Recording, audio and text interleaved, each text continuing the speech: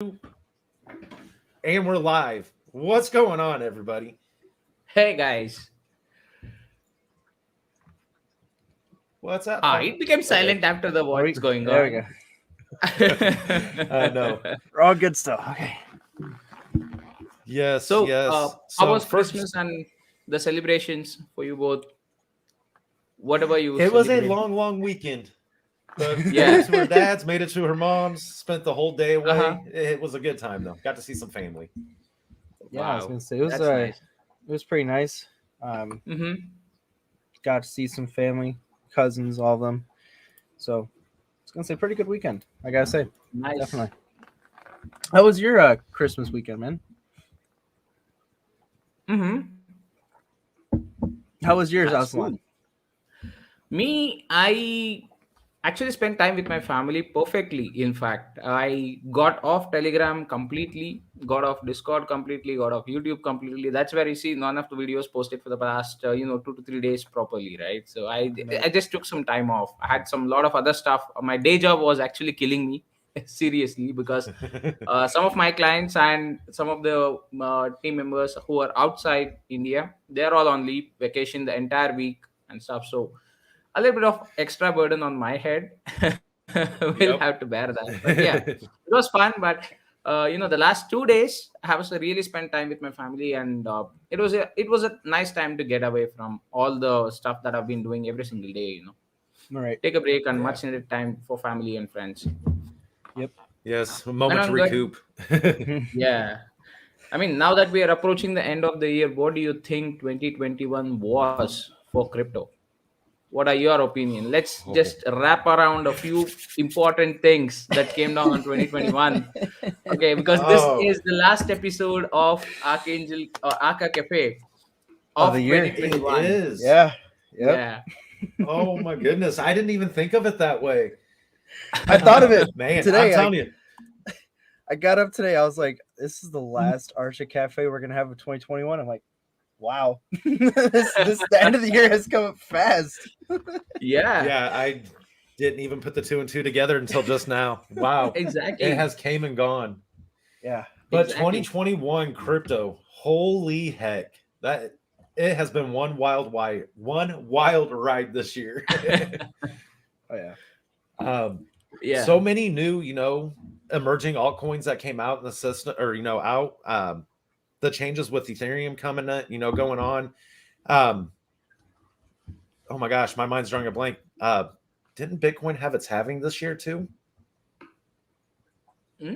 Um, I couldn't get you, Kelly. I said, didn't Bitcoin have its halving this year also? I can't remember. I've been so wrapped up with other things.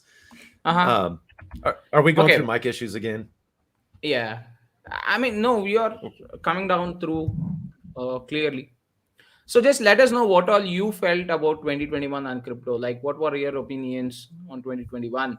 What all you went through in 2021 when it comes to only crypto alone? All right. So, what were your main investments, or what did you think that this token was so we're going to moon and stuff like that? So, any info that you have on 2021, I'll put in my views after So, you both oh. finish it because I have a long list to yeah, speak. you know what? I'll lay out my journey because it's pretty short and sweet. I didn't get too involved with too many projects. I vetted a ton.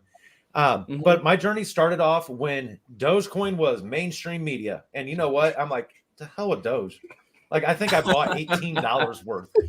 Um, and then immediately I'm looking past the depths. Like, I was that guy who got into crypto, got hooked, and I'm instantly looking at DeFi.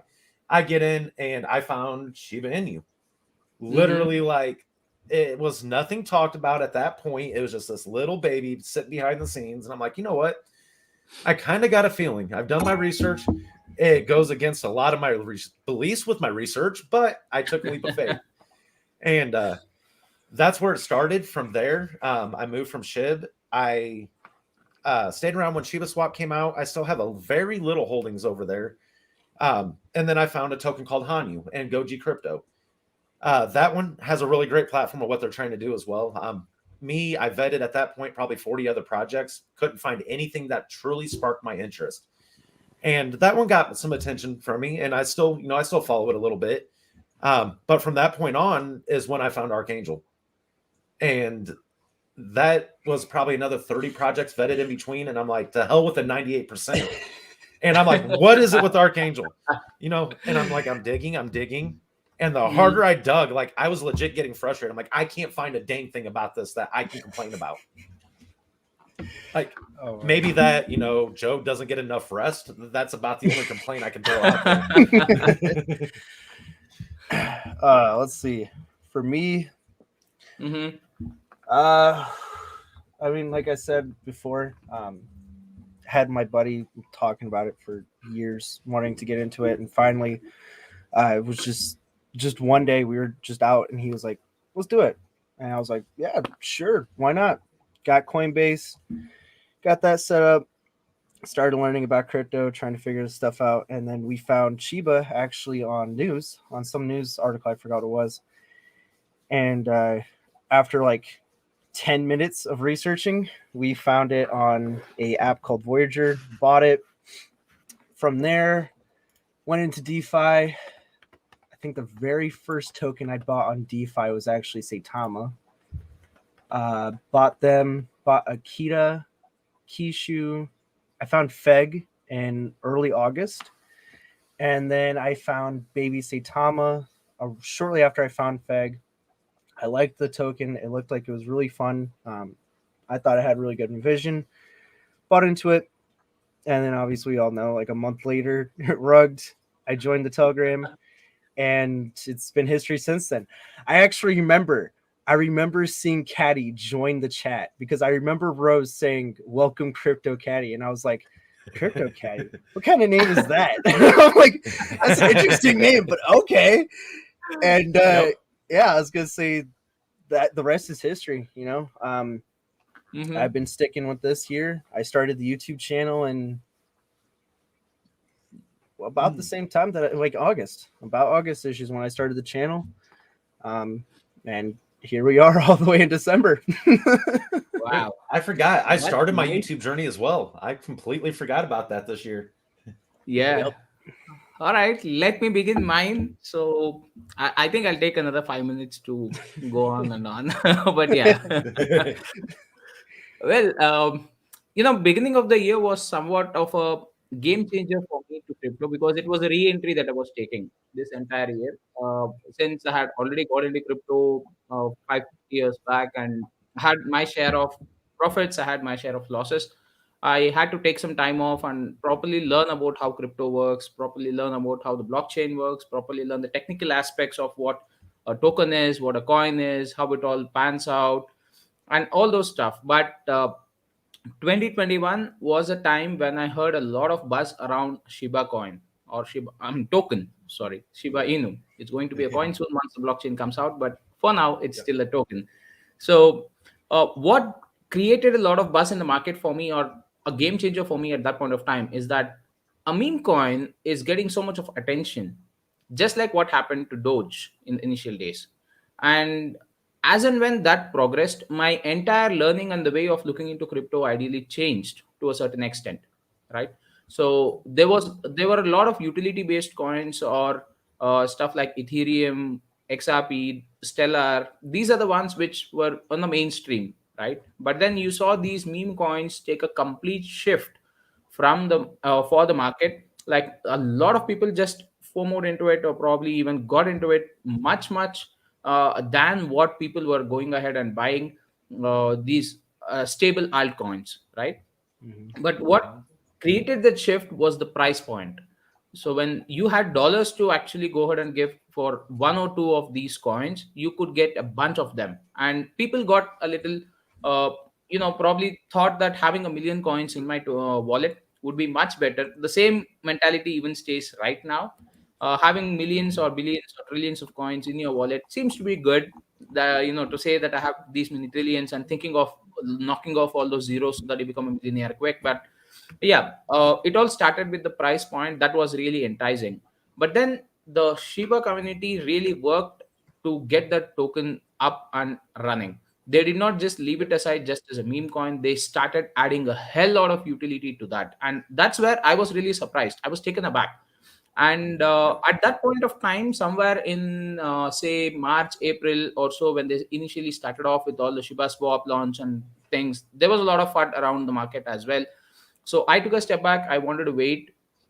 The first re-entry into my crypto was buying Shiba token. So that was my first Mhm. re-entry. I bought it somewhere in the month of June or so.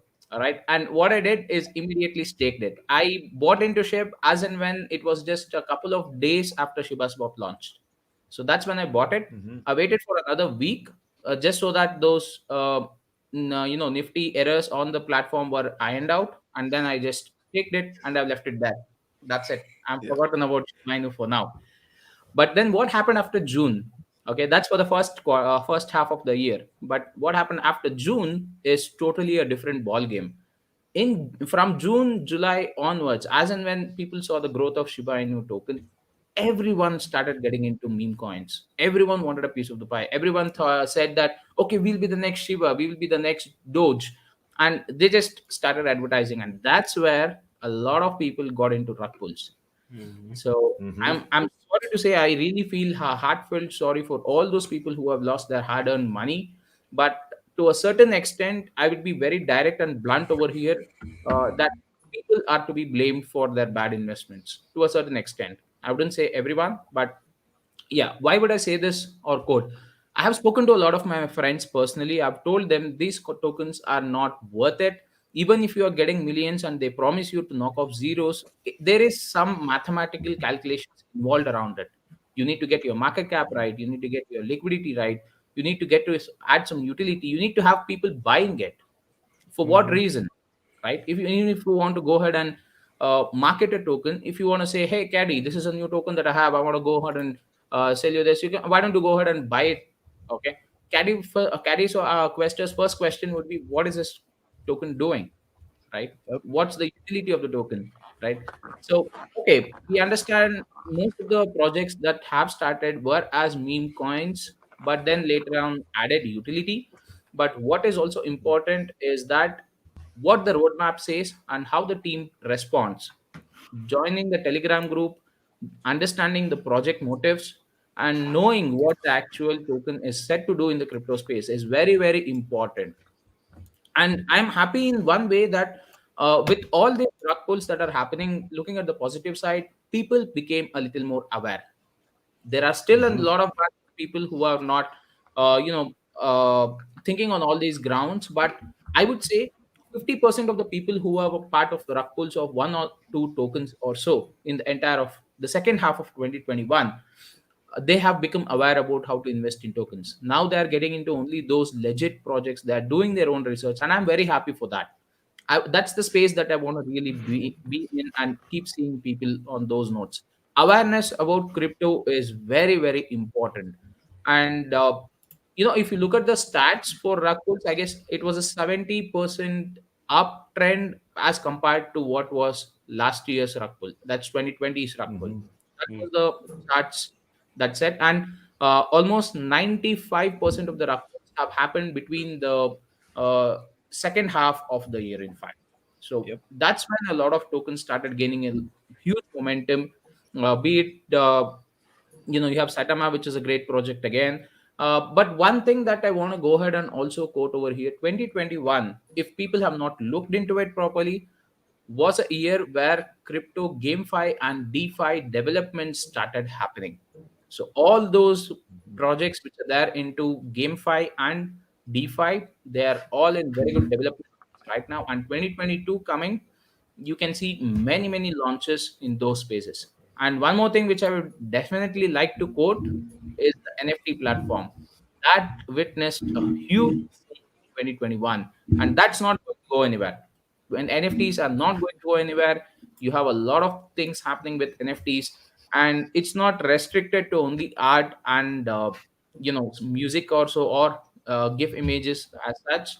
It is just the Mhm. starting, right? For NFTs, it's just the beginning. You have a hell lot happening.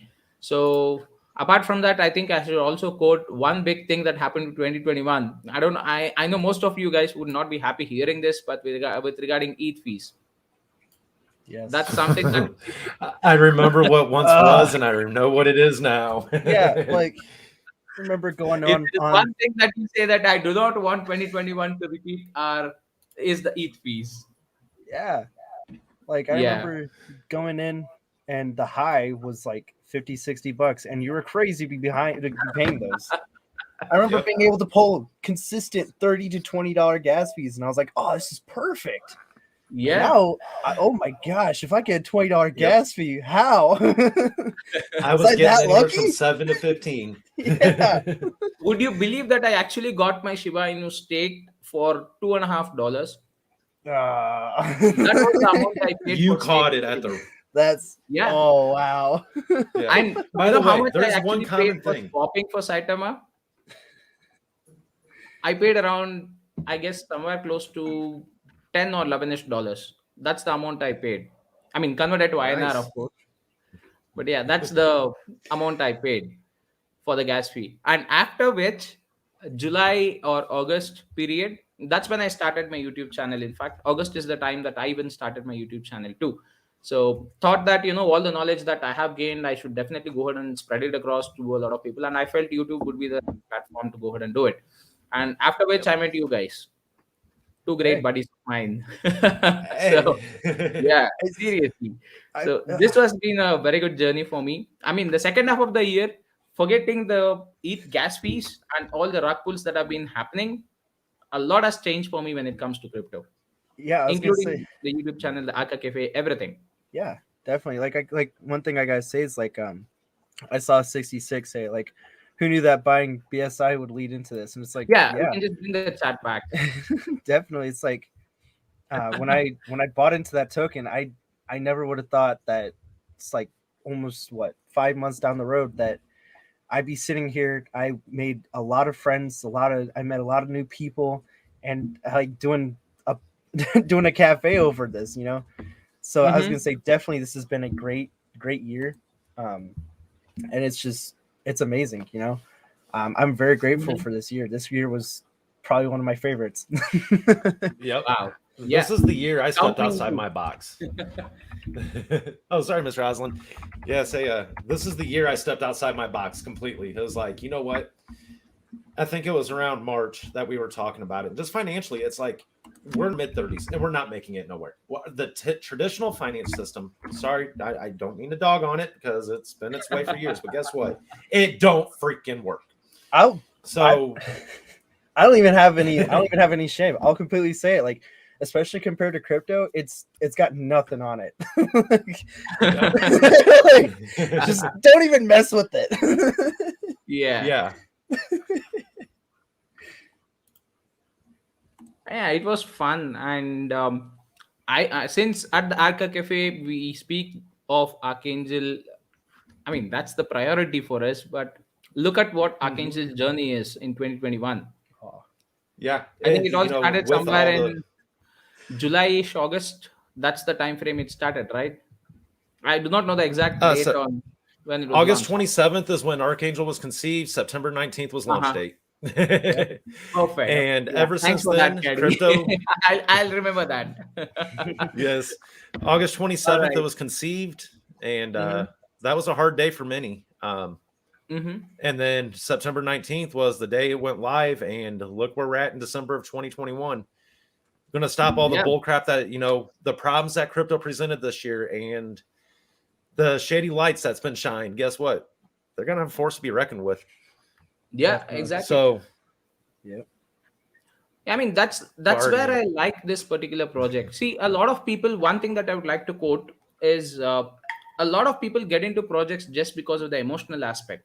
All right, and once they get into it, they Mhm. say that okay, I have invested this much of money, and this is my token. Like my token. Dare you speak anything about it? Yep. I mean, it, come on, it nobody is a wants war zone. anything. All right. So end of the day, just note one thing: the emotional aspect is good to a certain extent. Yes, you need to have that emotional aspect of stating that okay, you own this project since it's a decentralized platform. Any investment that you do in a project or a token, it's yours. It's your baby, in fact, because you need to build it. You need to help as a community to go ahead and build it. Without the community, there are no crypto projects. That's Oh one yeah. thing that I would like to quote. Unless and until it is centralized or released from the government itself, right? So Yep. without the entire community playing a very vital role in that, uh, Archangel wouldn't be where it is today. So I would like to also go ahead and thank the entire community of Archangel right now, including all the developers, the owners, whoever is directly or Yep. indirectly part of Archangel team, Yes. right? So Hats because off. I was everyone's looking for a effort, hat to. yeah, exactly. To add a special mention. Yes. So, I mean, it's all about a teamwork that takes into picture, right? So the community came in together. They started doing their part, however way possible. I mean, it's as simple as you putting a tweet out there in Twitter, or as simple as you just telling your friend, "Hey man, I just invested in crypto, and this is one token that I'm interested in, Archangel. Have a look at it if you want." That's more than enough. Mm-hmm. That does a lot of wonders. You never know.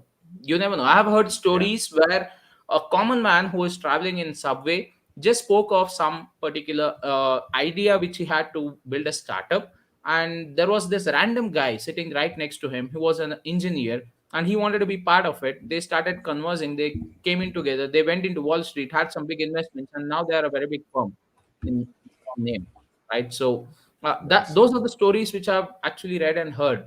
So I mean, magic happens in crypto, especially. Yeah, a lot of magic happens. You wake up Yes. today to see millions in your wallet, and by the afternoon time that you're having your lunch, you see that it has dropped down to 500,000, and then you go back Yep. to sleep. And then next morning, when you wake up, you see 2 to 3 million available for you. Now, what would you call that? Mm-hmm. Yeah, it's just pure magic. Yeah. No, Yeah. And we it's call that nothing to do with CMC It's glitches crypto. and everything else out there right now. It's not magic, don't believe me.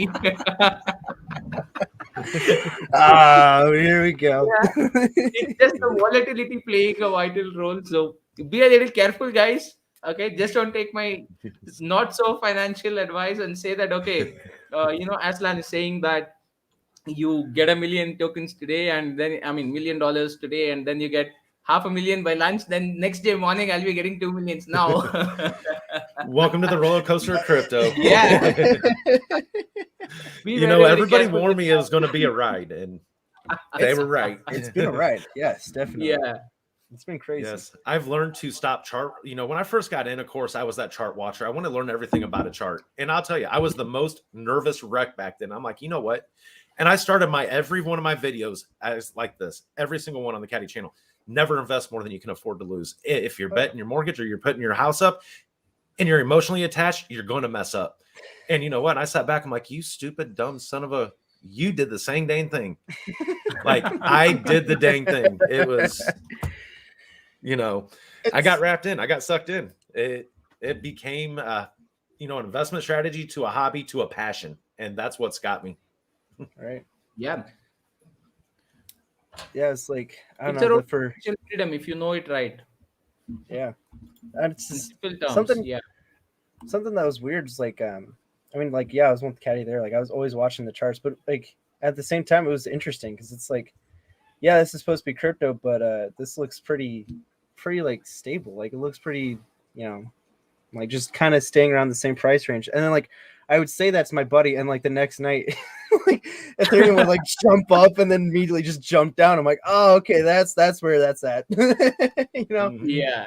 But yeah, no, mostly my thing was when these, especially wallets, I opened it and then I could just, I don't know, I never looked at it again. Like I bought whatever and then I let it be. I would Mhm. check in maybe once a week and be like, oh, how's it going? Oh, okay, cool. And then I just continue going on and continue going because I don't know, it didn't really interest me. I guess it didn't make me super excited. And I was like, Yeah. it'll do its own thing. It's supposed to be here for like 5-10 years anyway, so whatever. Yeah. Like I got what I can, whatever. I don't mind. Oh no, we are not bringing that comment up. No. No. Stacy? No, we are not. I got to go back and see. I'm in the wrong chat there. Yeah. No. But All I will right. say we do love reflections. Yes, Stacey. That is one thing we Yeah, love. I Yes. mean, We even can say even that. the millions that you are seeing, it's your token amount, especially with reflections. So you should be happy with that. Mhm. Yeah, Not the exactly. dollar value. Yeah, I was happy to open my wallet and see more tokens appearing. Like, hey, nice. Right. But yeah, one more thing that I want to also bring in over here is regarding the entire ecosystem build that Archangel had, right? So Yeah. I don't know, believe it or not, I did catch this Archangel Guardian portal in the very, very beginning of Archangel being, up and running. Joe did mention this in a Telegram chat. I mean, then he got it deleted, but unfortunately or fortunately, I had got up all the information. And that was actually the third video, I guess, that I did on Archangel, Mhm. right? I also Mhm. have it in the playlist. So if you guys want to go ahead and check that out, you can just go check that out. So that's something that caught my eye really, and I was happy seeing that entire idea out. I mean, being a technical person I am, and my day job of market research and stuff like that happening in the background, so I knew where it was actually targeting, what it was actually doing in the crypto space, and I knew this would definitely be a big project that I have to be definitely be part of, right? So on the sidelines, if you look at it, not many projects are building ecosystems. They are building their own token.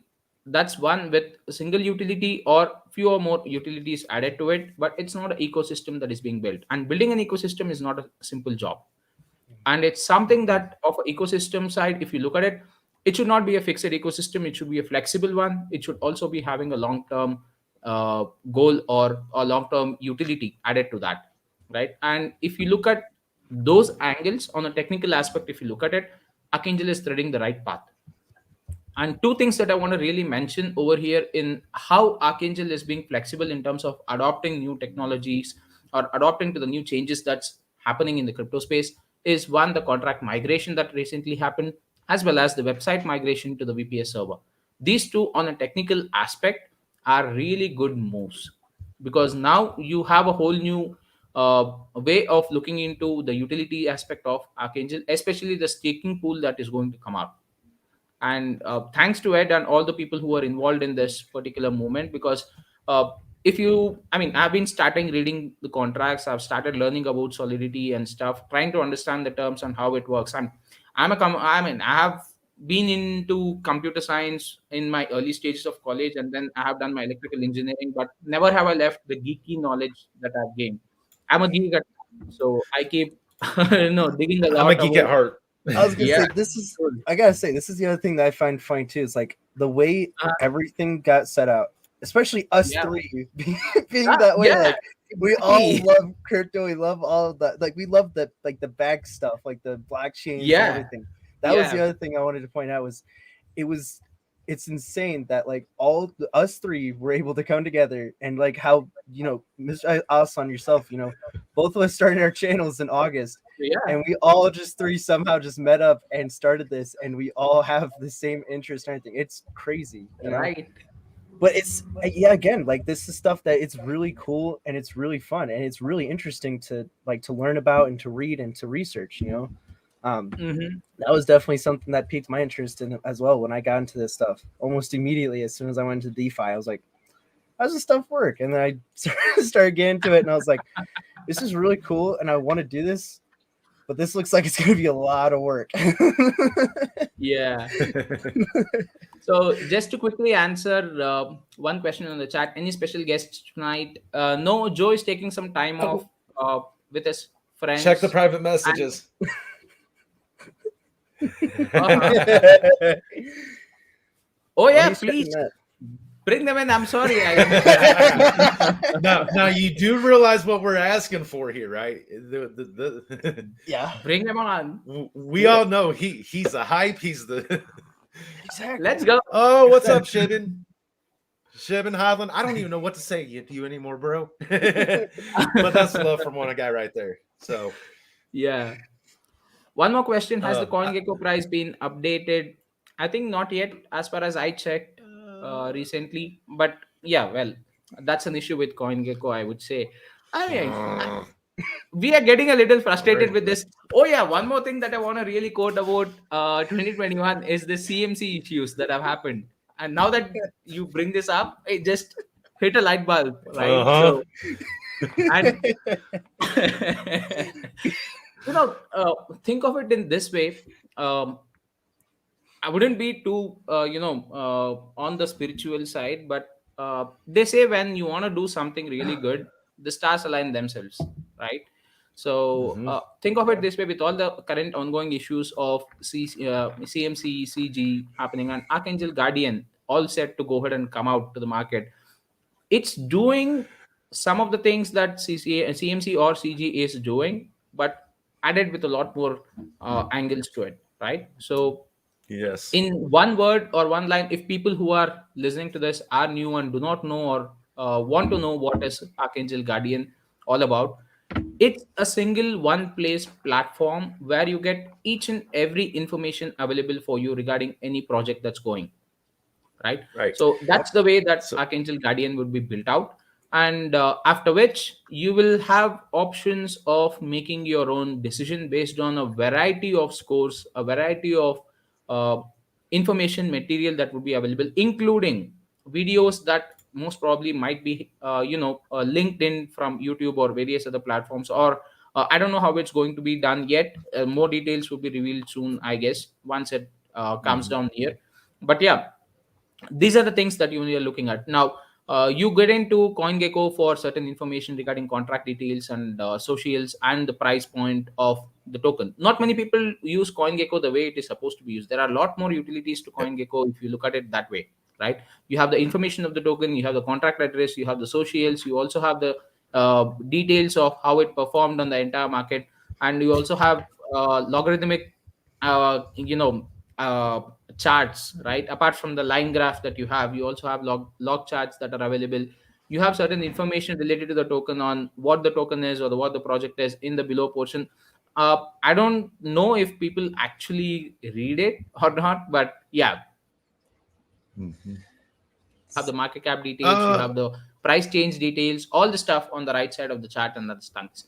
But apart from that, if you want to actually look at the technical side of going ahead and looking at the chart, you will have to come down to Dex tools. You will have to come down to Dex tools, check the liquidity details and all those stuff, right?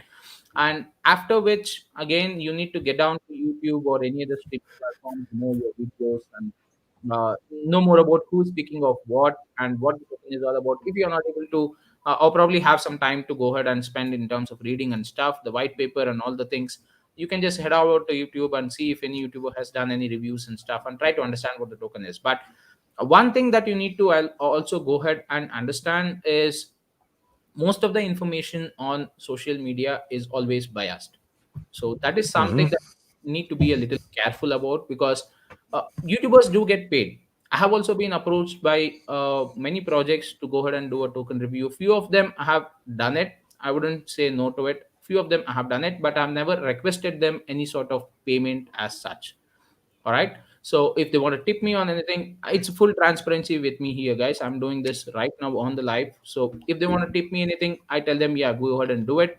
Else, it's okay. I feel the project is good, I go ahead and do a review. That's how I work or I Yes. operate, right? I do not want to be a Same paid, with my channel. yeah, you do not want to be a paid person, right? Unless and until you have a specific contract that a project that you're really interested in, it's a different aspect. That's business. But unless and I know that you're not part of the group or so, you just do things just because a token review anywhere between I wouldn't like to speak about cost and other stuff at all, but it will be paid promotion most of the times, right? Yes. Sorry, Joe. Actually, was just messaging me. Give me 1 second here. Da. But yeah, no, that's the same thing with my channel too, Mr. Oslin. That's what I started my channel on is, I've been offered to be paid to show, projects, and it's like, no. But I'll tell you what, if you really want me to do a video on your project, let me research it. And when I dig hard. And most of the time, I will say about 90% of them was like, yeah, never mind. Like, yeah, you just caught that 1%er out there that actually cares about what the hell's being portrayed, and um, the few and far between. Yeah, Because, dude, can't tell you how many times they're like, hey, you want to get your subscribers up? You want to build this? You want to do that? And it's like, you don't have a freaking clue who I am. they just randomly saw you. Yeah, no, I think that's Okay. something that all three of us can we all agree on as well is that we don't want to be paid for anything. I honestly, like I said before, I'd rather do this all for free. And that's just how I like it. You know, I don't like having to be paid, because I feel like if I'm being paid, then there's people are going to think that I'm biased, or that I'm only saying this because I'm being paid and not because this is my genuine opinion. So I was going to say, no matter how big I ever get, you know, I don't want to, I don't want to do what? that. That speaking of this topic, and I don't know why I was not thinking about this a second ago. Speaking on that topic, so you know the market analysis that's been going out and all the surveys that Archangel has been collecting. Yep. Hold on, I gotta find that one. Yeah, I think Joe also wants to hop in. Great. Yeah, I've already sent him the links there. Okay, there we go. That's what I was working on the side. Oh, Wow. there he is. Okay. There he is. Welcome. What's happening? Hello. Just another day in paradise. And all in the cafe. I call it paradise. With the Archa coffee mug with your hand in your hand. Yeah. Oh. I got mine. Don't worry. I got you, Aslan. Trust me, I don't think I have got mine. enough for all four of us. Yeah. Oh gosh, I'm trying to dig through because I got some really good those marketing surveys. Some of that information portrayed earlier. And Joe, this that is your brought me recording to- from 3 days before, right? This is not you on live right now. Correct. This is, I don't know, pick a day. 22nd? 23rd? Yeah. Yeah, that'll work. Something like that. 23rd. Let's I might see. fall So, Joe, asleep. on you. I just meantime, had a while big, Caddy- I while just had a Caddy big pulls up the dinner with a details. friend, so I may fall asleep Mhm. on you. All right. I feel you. So, Joe, how was 2021 for you when it comes to crypto and stuff? 2021, the whole year? Yeah. Well, I mean, it was up and down, and then up. You know, it was up because I was learning a lot about crypto and a lot about how communities within crypto work. And then it went down rapidly at the end of August with what happened with a project that myself and a few other people put a lot of time and emotion and effort into. So that's a significant down for me when I look back at 21. But the up is what we're doing with Archangel, and it's up higher than, you know, it's up higher than we could have expected or imagined by the end of the year. So certainly a roller coaster of a year, but we're still on the upward ramp going up, which is really exciting. Yes. Wow. Nice.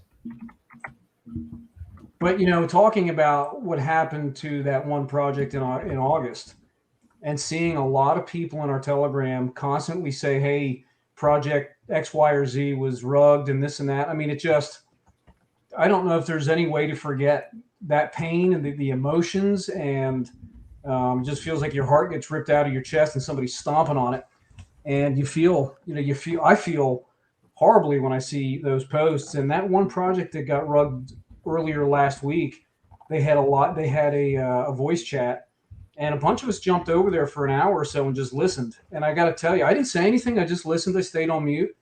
But it brings back a lot of pain, you know, a lot of emotions and a lot of pain, and you really feel for those folks. It sucks. Absolutely. I listened in on that call too. It was hard. It was really hard to just sit there and listen and not sit, just listen, let them unload, let their emotions, just like we did on the 27th of August, just let them vent, let them unload, because I think that's part of the healing process. You have to have that opportunity to get that out. And some people can do it quickly, and others it takes time. Absolutely, yeah. So, I mean, that's where I was speaking a little earlier on people getting awareness about crypto because of all these rug pulls and stuff. Rug pulls are on one side, yeah, they have really hit hard, and it has increased by exponential levels, I would say. It is not just by percentages, it's an exponential growth that has happened when it comes to rug pulls, and it's still happening. And the only fuel to rug pulls is people not understanding crypto, or people not aware about what to look for when they want to get into a project. It's as simple as that. So that Mhm. awareness per se, at least the 50% of the crowd who were part of earlier Rakpul's, be it one or more projects, they have now started becoming aware about how things work. And they are also a little cautious about investing in crypto as well. So that's something on a positive side that I'll be very happy to say, unquote, on 2021 side. But yeah, we were also speaking about all the issues that are happening with CG and CMC as well, Uh, which yeah, probably will align a right path or a right way, or probably input also for us when we come out with the Archangel Guardian platform, right? So these are things that we definitely have to take into consideration and learn from all the mistakes that the other people are doing and know how we can do it better. So yeah, that's where I was and Yep. putting. yeah, and it's a good point with CoinGecko, Mr. Roslin, because we found ourselves very dependent on one or two outlets or resources or just sources in general. And when you make yourself that dependent on one or two things, you really introduce yourself to a lot of risk. And Yeah. what's happening to us right now is a good example of how you can expose yourself to risk when it's not even when it's completely out of your control. So what Mhm. we're hoping to do with Guardian across all the projects in crypto, as many as we can reach, like as many as we can reach out to, is help them eliminate a lot of the risks that they don't control right now. Give them the opportunity, give all of us an opportunity to help mitigate those risks at our level and have less reliance on other parties. Yeah, Definitely. Yeah. absolutely. Mm. So I just have one question for you, Joe, on the Archangel Guardian platform. Will all the projects that get into Archangel Guardian or want to be part of Archangel Guardian go through a vetting process? I know we have been through this in the last couple of sessions as well, but I just want to reiterate this just so if new listeners are there, or new viewers, I would say. So will there be a vetting process for all the projects that want to get into Archangel platform? Yeah, I think if you go in the announcement page back 15 October, it's dated. There's a checklist for new projects, and that checklist includes all the steps that we do with new projects as they come in. And I think it's 7 or 8 steps that occur before the community even finds out about the project. So there is a few steps. So like I said, 7 or 8 that are taken with interested projects, with teams that are building a project or have an idea, and we speak with those folks before we even introduce it to the community. And a lot of times, like here's a good example. We spoke with the team. Geez, I don't know. It was probably 3 or 4 weeks ago out in Denver. That had an idea, Mhm. and that those communications are ongoing. Like the more they discover, the more the team is uncovering things that they want to do. The more work they realize it takes, and it's a slower process than a lot of people realize, and that's fine. Like it's whatever time it takes to do it correctly, that's the time it takes. Hmm. Right. Yeah. And it needs to be So done in that discovery phase. yeah, Yes. absolutely, absolutely. And that's a big difference between some projects and others, like Scratch, for example, which is a Mhm. project that we'll learn more about next Sunday night. That team has actually been working on that project for some time. The technology, the back end, the ideas, the research and discovery, and it took was them putting their foot down and saying, "Okay, let's build it." Like they already knew what they wanted. The end picture was becoming more clear, and they simply just in the last month or month and a half said, "All right, let's build it." Mm-hmm. That's nice. Yeah, Yes. one more thing that I've really picked up from the Scratch Twitter page that recently opened up. So, in case people have not even gone ahead and checked that out, I suggest that you check that out and give a follow. Caddy, if you could link somewhere on the chat. Yes, I got you here. I'm pulling Yeah, up the thank link you so right now much. for it. I'm trying. So, one thing that I noticed is regarding NFT, they also have this word called loan. So that's something which is a bit of interesting to me. I want to see how they want to actually go ahead and come out with and how they want to do it. Loaning with NFTs is something that's happening with few of the platforms right now. I'm not so sure if it is there with many projects. I'm not being too much into research on that part. But yeah, uh, getting a loan on your NFTs is something pretty nice, because now I don't know if the concept is clear. As per my understanding, you go ahead and invest in NFT and you go ahead and get some fiat back or crypto back. That's something that we'll have to wait and see. But yeah, It seems to be a good option, in my opinion. For Scratch. Yeah, for Scratch. So what? I mean, I'm not real sure how much I can say at this point. I mean, they'll be able to tell us a lot more next week. Yeah. But So I better wait for the answer. Yeah, no, I can say this much: what Mhm. you'll get from Scratch with an NFT is that they are building APIs to use Mhm. historical and real live data plus historical data to Mhm. determine the accurate value of an NFT. Um, Wow.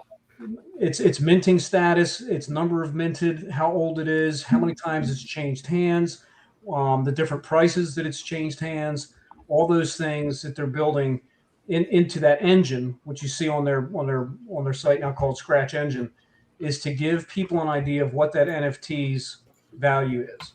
Now, it's just like anything else, just like a car or a house. It's worth what people are willing to pay for it. It's you can have a car that you paid 20 grand for that somebody will give you 30 for it. Like, okay, give me 30 for it. So NFTs are, obviously in the same class. They're worth what people are willing to pay for it. But what they're building is they're building that first component. Their first phase is to show you what that NFT's, value is. Mhm. Yeah, And one that's thing that I would really love to actually see with Scratch, I don't know, I'll probably bring this up in the AMA as well, but I cannot keep my mouth shut when I have some ideas in my brain. Sorry for that, but I'm spilling the beans here. What I really want to see with NFTs is there is a lot of fraud happening with NFTs as well. In case people are not aware about it, I also did a video in detail on how ideally frauds happen with NFTs. So anyone interested can just go check that out. But there are almost many ways where people can fraud you with NFTs, both the artists as well as the buyers, especially the buyers, because ultimately now people understand that just there is an image and that's called an NFT. So anyone can just go ahead and put a JPG image and just start minting it as an artist, but and list it on OpenSea market as well because it's decentralized. Anyone can go ahead and do it. So that's where a lot of people are getting scammed because when it comes to NFT, it's having a smart contract and there is a true ownership that is maintained. If you have a JPG image of a copy paste, and this happened with one of the projects, that's where I'm really sad to say that many people did purchase it with a much lower price than the actual value of the NFT, thinking that okay, this is the real deal. But end of the day, you are getting scammed. The main reason being that particular NFT is worthless. Whenever there is an integration of that NFT to any game or any other platform, or however they want to build the utility for that specific NFTs as such, you will not be able to get it because you're not holding the true NFT at all. When there is only one NFT that's supposed to be minted as a legendary or rare, you have 10 to 15 of them available in OpenSea market to go ahead and buy for almost 10% of the price. Think of it. I mean, people are not aware about it. They just think that okay, they've got an NFT which is legendary, right? So, but they do not know that it's not the original one; it's a fake one. So that vetting process, if Scratch is looking into it, I would be really happy. Yes. Yeah, because it's no different than the black market for jewelry right now. You get some Yeah. genuine stuff and you get some stuff that looks really dang close. And Yeah. Oh yeah. Looks like Caddy has his experiences. Oh no.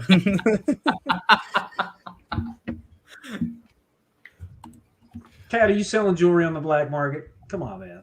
I don't know what you're talking about. Right now, I'm selling Arca on the black market. You want to buy a watch? You want to buy a watch? Yeah. Wait. Hold on. The you irony got of that one? right now, just with this conversation. You got one? You want to buy a watch? It's that. my smartwatch. I was working outside earlier and I took it off and forgot it was in my pocket. Yeah, I thought you were you trying know, to sell that watch on the black market to us now. Yes.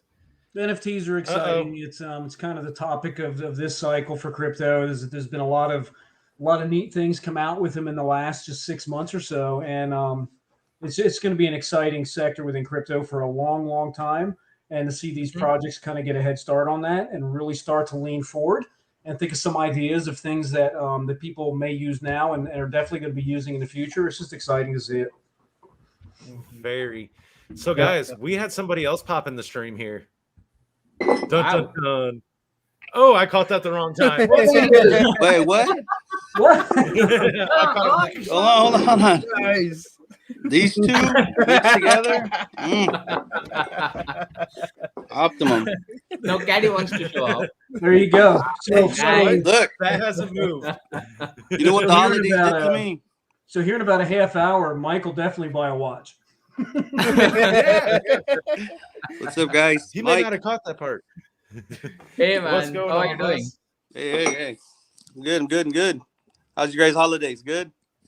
Yep. Pretty good. I'm good. Yeah. Very. Besides trying to figure out the mystery of the lights blowing on my tree on Christmas Eve. Other than that, hey, my angel stayed lit though. There you go. All right. Good sign. So Good background, Two I have streams no light. knowledge about crypto. I just follow people, talk to people. I listen to these guys right here, some personable devs, and I just invest. I get people to invest. I just talk. But long story short, there's a lot of things out there where people are like, "Oh, you guys are fake. You guys are fake." This is the realest we can get right now. You know, No, right? the community joining up to talk to you guys. Yeah. I'm not even gonna mention it, but how are they even gonna say this is a RUGPULL? You know what I'm saying? That's No. They crazy. can get out of here with that noise. All right, sorry. If you guys had like little topics to talk about, I'm gonna just sit here and listen, and I'm gonna Nope. I'm just gonna sip my stuff and eat my daughter's cotton candy. Nice. It's a free for all. Have fun. That's all we ask. Speaking Yeah. of that, Oh, while we man. got enough people here, Joe, I I'm don't gonna know get how refill. Joe does it, man. Joe, Ed, 24/7. How do you guys, man? You didn't know? I don't know. You You didn't know, know it's- he's an AI. I'm not real sure either, to be honest, Mike. It's more, beside the passion, it's more, the more stuff we look at, the more excited we get. It's almost like, it's like crack almost. It's like, it's an addiction Oh. because, I work in the ER. You know what crack? You know what I'm talking about, crack? I mean, the more we dig and the more research that we do, the more things we uncover and say, why hasn't anybody done that yet? Like, and then you start doubting the idea. Then you start saying, wait a minute, maybe somebody hasn't done it because it's impossible, or maybe somebody hasn't done it because blockchain won't support it. But you start going down these rabbit holes within your mind. It's all up here. And it's hard to admit that some ideas haven't been done just simply because they haven't been done. There's no reason why. They just haven't been done. Yeah. And that stuff keeps you, at least for me, that stuff keeps me up all night long. Yeah, Just man, whatever you just said right now, I like simplify it to the people that are trying to invest at work, and I go, it's a lot of money. Yeah, you're gonna see a lot of profits. Yeah, I don't go technical with them because a lot of times, like I said, I have people like that are technologically disadvantaged. I think that's an appropriate word. I think we talked about this. And seriously, just trying to set up an account with this one lady, 4 hours. Yeah, buddy. So what I've been doing, I mean, when we were at an all-time high, I was like, oh, I just got to get people in. I've just been transferring them my tokens, which was dumb. It makes it a lot easier. I have like so many passphrases. I don't even know who belongs to who. I think the first rule of crypto was what? Don't share your passphrase with anybody. Yeah. But people were like, you just keep it there, and you know what I mean? Like I'm like, dude, are you serious? Caddy's back. So there's I had to run down for that one. Mike, there's a video coming out. There's a video coming out on one of our components within Guardian that says, "What is a seed phrase?" And you should point your people to that one very quickly. They're wanting me to have so I have it. I'm doing a launch party for the new tokens that are coming out at my house, just because the back of your head. Just think about it.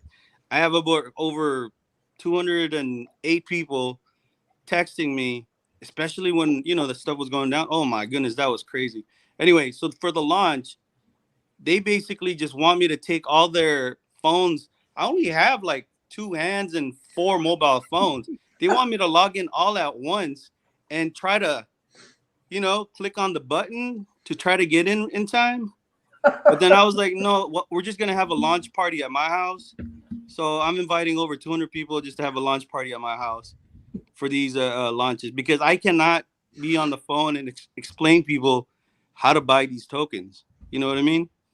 So if there was a way that we have in I don't know how to go about doing it. I know the crypto, I know Archangel is about one component about education of crypto, but if there was like a simplified method to having these people learn, just like push a button, like step 1, 2, 3, 4, 5, that'd be cool, man.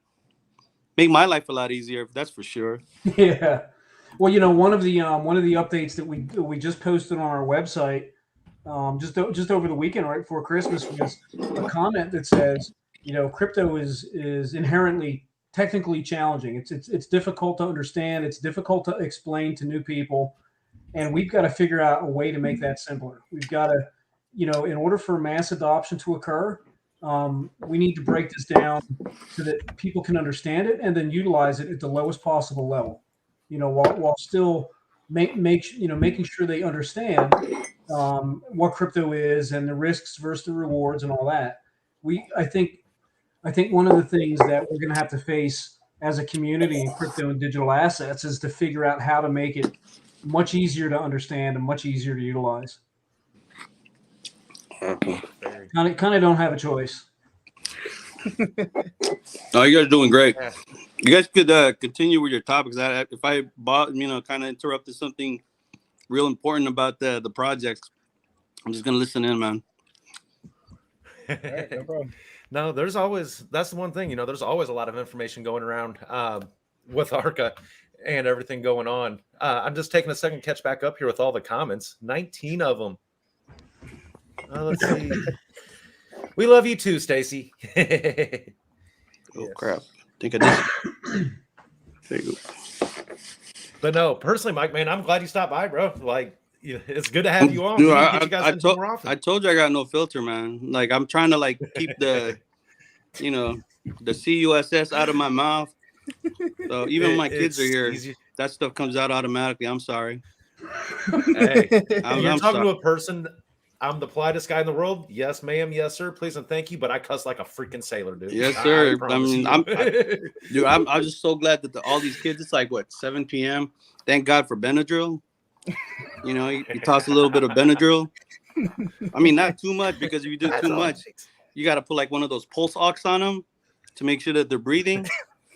No, I really wanted to join in. That's why.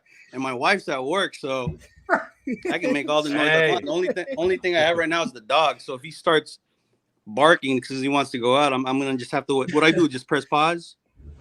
You can just mute your mic, stop your cam, whatever you want to do. There should be a mute down at the bottom and a stop cam option. Yeah. You do whatever you need to do there. Yeah, I already did my number 2, so I don't have to run to the bathroom in the middle of the show, man. He got prepared for the show. I got prepared. I'm prepared. Don't worry, me and Caddy know how it's like to have dogs, especially older dogs. They just like to sit there and bark until you get their attention. Yeah, mine will sit at the stairs, top of the stairs, and just. And that's what took me a second, is he wanted to go outside, and of course it's pouring freaking rain right now too. Yeah. Oh yeah. But dude, everything that this announcement last Friday, man, it just gives you chills. Everything that's about to happen. I don't understand a lot of it, but I know some good stuff. Yeah. There's a lot of things in the works that we've been talking about, throwing that grass seed or that seed out, and watching it, getting ready for it to sprout, and it all seems to come up at once. And that's what's happening here over the next probably 2 to 4 weeks. One thing that we do have to figure out as a community is how are we going to communicate as a community, especially with these internal projects, because I don't think it's feasible to keep talking about Archangel and Guardian and components 2, 4, 8, and if I just don't see how we're going to keep up with it. I don't know if we should create different telegrams for it or different channels, or we're going to have to do something here soon, because within the next few weeks we're going to need it bad. I'm just being honest. I'm not being, I'm not teasing you. I'm just saying we're gonna need something bad. Yep. Mm-hmm. Now I will say this, just from experiences through crypto, especially in the last week, communication is key, and that is something that we need to be at the forefront of. Make sure just that everyone's on the same page and we got that unification there. And this goes beyond crypto. This is all real world businesses that always seem to lack a communication problem in between. And it's recognized between, like CoinGecko, look what's going on there. With all these platforms, there's no unification to keep that consistency. And that's going to change. Well, we've got to make sure that we can do it internally. And as these projects start rolling out, I was talking to the project manager of Scratch this morning for a while, and they've got their Twitter page up and running. They're getting their social sites ready and getting them prepared and getting all those set up and permissions and mods and all that good stuff. And Guardian is not far behind. And then the other projects associated with Guardian are in the same boat. So we've got to figure out how, as a community, we want to help manage the flow of communication in all these projects. Not worried about Scratch because that's an external project, and they're going to manage their own social platforms and all that good stuff. But for our internal stuff, for our epics, I mean, this is Epic 1. This is when we learn. This is the time period when we figure this out. We'll make mistakes during Epic 1 because it's our first one. But we've got to figure out the internal to Archangel communication platforms here within the next few weeks before things really ramp up. We don't have a choice. No, it's coming, and it's coming quick. Yeah. It's like, I can't believe that it feels like it was just yesterday Archangel launched, and it was in September. Been with the project since August. And it's hard to believe that March is that shorter time frame compared from where we're at launch, and just the time, with the way it feels like it was yesterday. So it's like I'm going to blink or I'm going to go to sleep, and March is going to be here on top of us. Well, and I'll be like, what the heck happened? One of the things that's really challenging, especially with Guardian, is that when Guardian was first conceived, it was really 5 components. Then it went to 6, then 7. It's already at 8 that are beyond conception, and in a matter of maybe 2 weeks, we could be at 10 or 11. So it's just the more, like I said earlier, the more we dig about what crypto is missing, and we look at the data from these surveys, and we're reading what people are responding with, and these are thousands, tens of thousands of responses. It's like a light hits you in the face, and you're saying, how can crypto not have this? Like, it's got to be out there. We're just not looking hard enough. So then we spend days looking for it. And we come back and say, no, it's not out there. So, but we're going to have to really be careful how we communicate within Guardian as it gets bigger. And I'm not sure if it's going to be a Telegram group or if there's another platform out there that we can use that's easier to manage and control, because Guardian is going to quickly spiderweb into numerous projects. Yes. Yeah. Yeah, its utility, it's just it's massive. It's the trunk lines. It's the trunk lines to the network. So we'll start kicking some ideas around, within the community about what platform we can use for Guardian, and we'll give it a shot with Guardian, and we'll try it. Like I said, it's our first major epic, so we're going to have to do something and give it a run and correct on the fly and make adjustments as we go. But if we continue to wait, I think if we wait to do that in another 2 or 3 weeks, we're going to be well behind the power curve. Yeah. I got to stay out of this one because my vote's not neutral. We all know what I'll venture to. Yeah, so we keep Caddy out of the voting. Everybody else is fine because everybody else is not biased. Exactly. Though, but I do got to say one thing. Over the venture of one thing Archangel opened my eyes to is Telegram. I will say before Arca, I would not install Telegram. Like, I was just like, no, I don't want to do it. Yeah. And I started venturing in, and I'm like, and of course I found some of its flaws. Telegram had a hatred for me right out of the freaking gate. I got banned for I got 3-day telebanned or telejailed, and then I had numerous issues where I couldn't talk in groups. I couldn't do nothing. I'm like, okay, you're proving to me why I don't like you. Yeah, Daddy, I think you got a little naughty in Telegram. That's why you were in jail.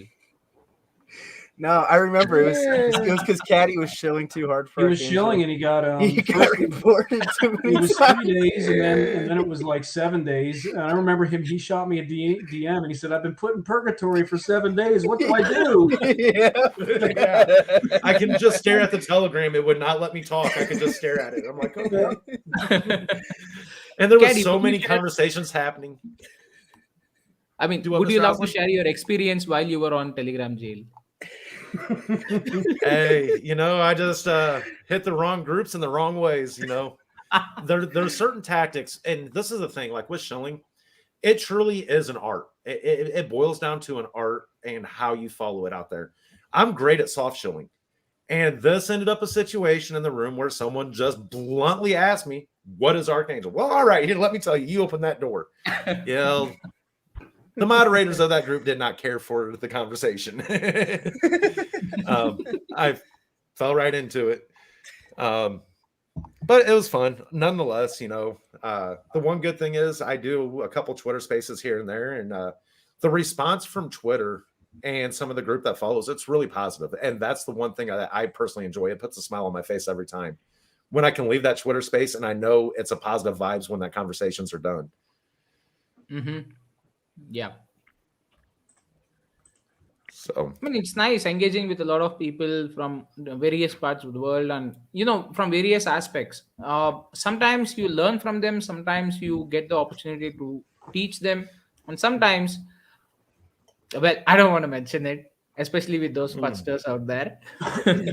It's irritating sometimes. Sometimes it's not as fruitful as you hoped. Yeah. There, let's you see. keep this. What are we missing? Stacy says, just do A another lot of Telegram. things on the BSc side. Yes. What's happening with What Archa on can we BSc? talk about that? Nah, I think it's too early to speak of it. That's Yeah. why even I have not brought the topic up. So we'll wait for more I've been details trying to to- come in, how it's going to happen. Else, I wouldn't have left the topic. Come I'd on. say Mhm. just yeah. Send me. I got Yep. this for Christmas. It's one of those things that you put in the shower.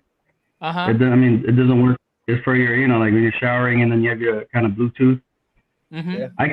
I don't know how to make the speaker louder for the iPhone, and I don't have headphones because apparently these iPhones took away those jack things. Yep. You know what I'm talking about? Yep. Yep. So I'm just sticking these to my ears. So just in case everybody's wondering, it's a speaker right on my ear. I do gotta say, the Suction microphone in the iPhone is 10 times better. Yeah, man. I don't know what the purpose of that whole removing the jack thing. So Mm-hmm. this is it's a lot better. I can hear you guys clearly now, so I don't have to be like, Thank you. all right, what are you saying? Hey, Mike, I'm telling you, wireless headphones, man. I never thought of how much of a blessing they'd be in my life. Oh my goodness, I had those. I got 3 pairs of those. I'm just too lazy to charge them right now. I probably had 6 pairs this whole year. I keep losing one, and then one keeps, I don't know, just mistake. But never leave those things in your ear overnight. Your eardrum starts eroding, bro. You know, it starts eroding, and you get ear infection. It's nasty, man. It's nasty. Yes. You wake up and you got Archangel. I keep messing you guys up with your topics, man. I'm sorry. But no, you're good, Mike. I mean, It's a free for all, man. yeah, man. I'm totally stoked about the whole what's to be. You know, like someone said something about, was it that video with is it Opie that said it? Limitless. Was it a limitless something? Sorry, the alcohol's kicking in. Limitless.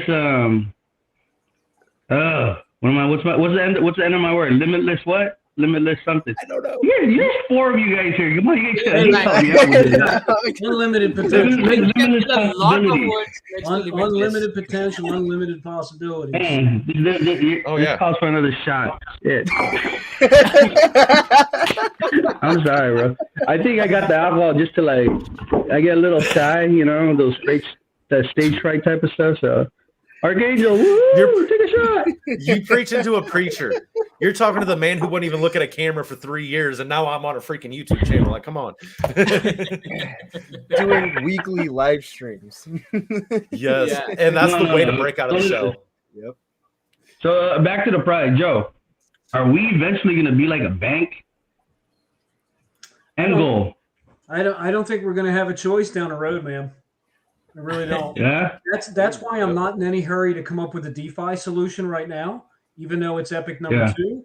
I think as we progress down our technical roadmap, that our DeFi solution is going to it's going to come to us and it's going to be demanded of us. I think we're not going to have a choice when we see it.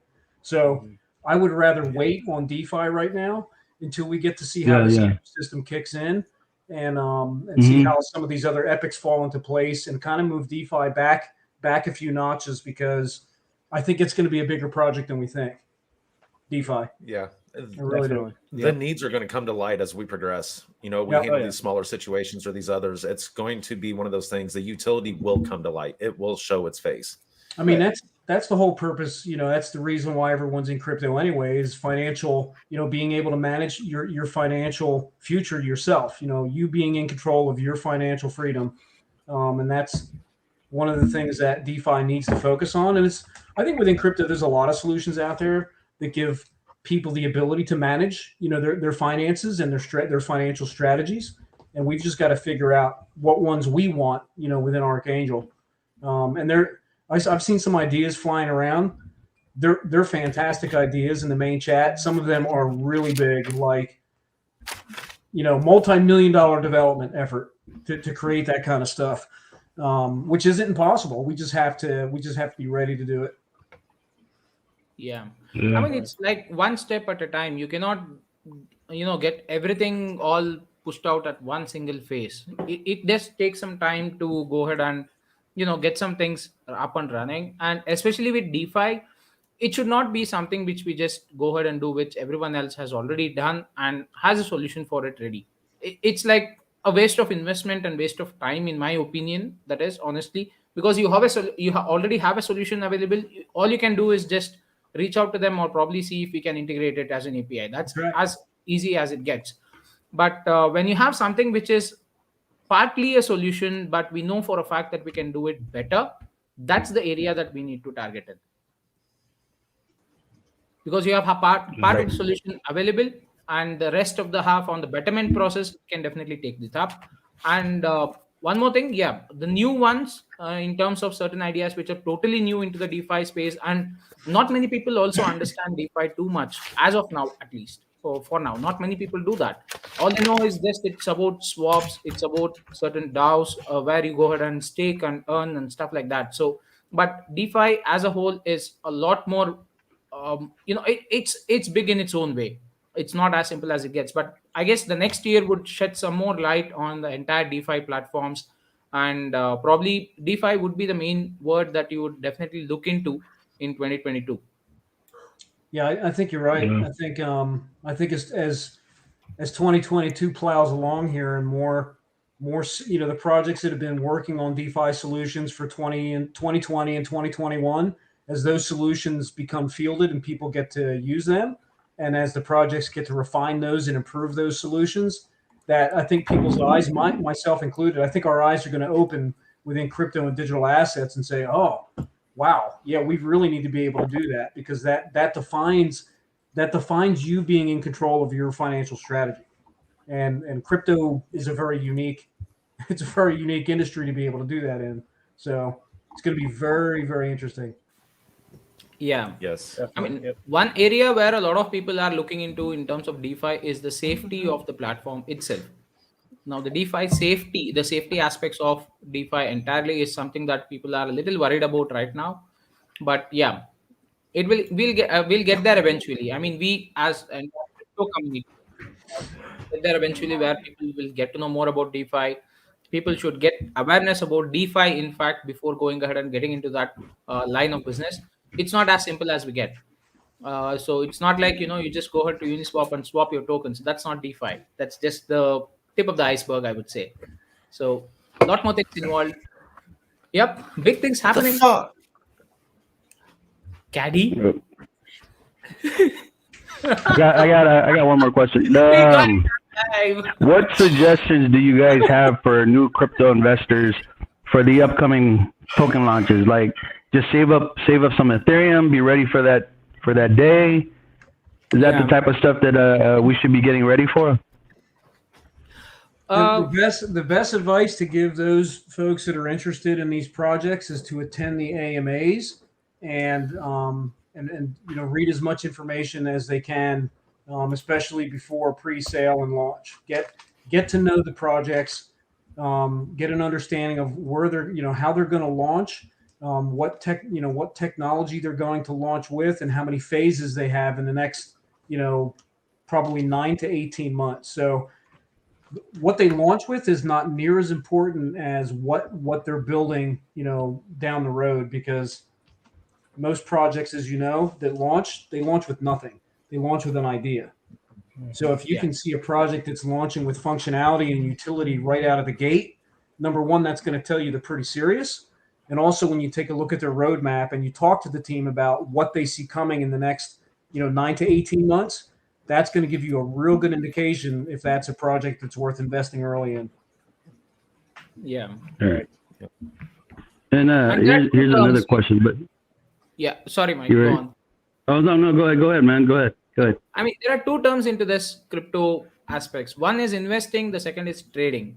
All right. So if you want to invest in a project, you need to always look at the long-term aspect, the longevity, and whether this project is really set to do something in the crypto space. That's one thing that you need to look for investments. But when I say about trading, that's something that you can even do off a token that is just launched, even without any utility as such. So it depends on each one's strategy, how they want to approach it. So if you are a trader and you know how the aspects of trade work, then you go ahead and invest in something and just wait for a 2x, 3x, and then just pull out. That's a day job for them, right? That's the kind of strategy you want to follow. You go ahead and do that. But if you are looking at those long-term prospects, similar to what I would say is, if you want to term it as an analogy with stocks, you have day traders, you have people who are hardcore investors, and you have another set of category who only wait for dividends, right? So there are people who just invest in stocks right now, starting from the early ages of 20, 25 or so that once they're 30 or 40, they will have enough amount of dividends that come through as a monthly paycheck for them, right? So that's the kind of aspect that few of them look into in terms of financial freedoms. There are another set of people who want to get into trading, be it short term or be it a little long term. I would say by long term of around 10 days a week or something like that, or festive seasons and stuff like that. So those are the other set of category of people. Those are the same that are available in crypto as well. And then you have these kind of sectors or these kind of communities where they only invest in project once they believe that this project is set to do something in the crypto space, and they just put in their money, they wait. They do not do anything about it. They do not bother about price. They do not bother about what's happening. All they are aware about is the updates that are going on with the project and how it is moving in the market, right? By moving in the market, it's not about the price action that you see on the charts. By movement is all about the reach, the number of holder increase, and what people are speaking about the project. So that's the thing that they ideally look into. So it depends on each one's individual interest, each one's individual strategy on how they want to approach any crypto project as such. But if you want to go ahead and invest in the project, it's always good that you know what the project is. If you're a trader, doesn't matter much. That's my honest opinion. No, I think a good slogan for a group of my people would be like, if you guys were just wanting to like get people to invest it and forget it. That's basically what a lot of these people like to do, just invest it, leave it in there, don't even think about it. It's hard to kind of explain to people to follow your investment because, if you're following your investment, you kind of know all the ups and downs, right? Why is the price so low? Why is the price so high? Yeah. Every time I go to work, that's a common question. That's a common question I get. I'm like, oh, follow your investment, please. Every time I bring somebody brand new now. Yeah. Every time I bring somebody brand new now, I'm like, do a little disclaimer. This is the last phone call. This is the last conversation we're going to have with each other. After we make this account, you can't contact me anymore. you know, that type of stuff. Well, and it's getting them to understand that right now within crypto and digital assets is that we are all very early. Like we are, Yeah. we are all very early in this industry, and even though the guys and gals that have been in this, you know, for 6, 7, or 8 years already, they will say the same thing. We are still very early in the development of cryptocurrencies and digital assets. We're just, if you stare at this stuff all day long, every day, it's going to stress you out. Like you said, Mike, there are a lot of people that just want to invest and forget and let it run. You know, just see where it goes, and that's fine too. Sometimes it's a lot less stressful than looking at your portfolio 15 or 20 times a day. But I ran across an interesting article in Kiplinger's magazine, and I highlighted something it just kind of hit me funny. I'll put it up, see if you can see what I highlighted. I'll get it close to the camera here. Oh, hold on, I got something for you. Let's see if I can do this. Can you read that? Oh yeah, Roaring 20s 2.0. That's the one. Joe, you Current- might as well just read it, bro. It says That's the too Roaring small. 20s. Mhm. The current decade has many similarities with the 1920s: a pandemic, a booming stock market, and the arrival of new technologies. Yeah, this was a Spanish flu during the pandemic. Yeah. Yeah, well, you think about what happened in the 1920s around the world. I mean, it was a transformation. It was a massive transformation. And this is an interesting article that has nothing to do with cryptocurrency and digital assets. This is all traditional finance investment stuff. But when you read between the lines, and sometimes you don't even have to read between the lines, it's basically saying that we are in that era. We're in that era of transformation right now. And they did not mention cryptocurrency and digital assets within that, but you can smell it coming, you can see it coming, you can feel it coming. So Yeah. It is. I mean, 3% of the entire world's population is into crypto. That's it. 3%. that's nuts. I'll say, Yeah. yeah. And you know, one more interesting thing that I actually found out in the recent crash that happened. Playboy. Right. Nobody. Oh no, that was not the vaccine. No. Not Playboy. Alright. Man. Not Playboy. One more interesting thing that I found out in the recent price drop of Bitcoin that happened, right? If you look at the market cap, the entire crypto market cap, that is, sorry, in the month of August or so, it was somewhere around 1.8 trillion, and then moving on to September, October-ish, it went up to 2.4, 2.455, 2.5 trillion. So right now, after the Bitcoin price crash actually happened, the only drop that you could see in the market cap of the entire crypto market is just by around 0.2 trillion. That's around 200 or so. So the entire market stood its ground at 2.1, 2.2 trillion, but even with Bitcoin almost crashing half its price. Yeah. So if you look at it on another aspect, other altcoins apart from Bitcoin, the dominance of Bitcoin is slowly reducing. So as and when you see a lot more projects which are legit and good and long term coming into the picture of crypto, you can see that market cap will exponentially grow and it will not come down as much as we saw in the earlier Bitcoin crash way back in a couple of years earlier, right? So that market is actually growing. So this difference of even after the Bitcoin crash, but the market holding strong, signifies that there are a lot many other projects that are coming to the mainstream and they are holding that market value up and above. So yeah, only thing that we can expect is for that market cap to keep growing. So for many of those who are looking into, okay, the entire crypto market or Bitcoin's market cap is just this much, how can a token achieve it? Well, just to be quoting, you can definitely go ahead and get that done. And with a lot of people getting into the project, probably crypto, in fact, that market cap of 2.4 trillion, it's just the beginning. It's just the first line of the entire crypto page is what I would say. So I just want to point this out. Caesar's talking back about, how only 3 to 5% of the world population is crypto investment. What we talk about crypto, Mike, one night when I was up at like 2:30 in the morning. Oh my goodness. Who are we supposed to attract? Isn't that the 6% of the people that are into crypto? It's that 94% that we try to attract, that we try to educate, that we try to bring in. Right. We ain't trying to educate the people that why get all those corrupted, pump and dump people coming in? We got to get those that bigger percentage to come in, right? Is that what we talked about? Wait, are we talking about the same thing? Yep. Okay, yes, we are. Yes, we are. Yeah, man. Yeah. It's a need recognized. Shoot, that was like 2-3 o'clock in the morning. I think this was before the European threat. That first step that we had. Yeah, man. I mean, we have one nice idea from Dong Nguyen. I'm sorry if my pronunciation was not right on that. One thing I want Arca in the future is for Arca to become a liquidity provider like Uniswap.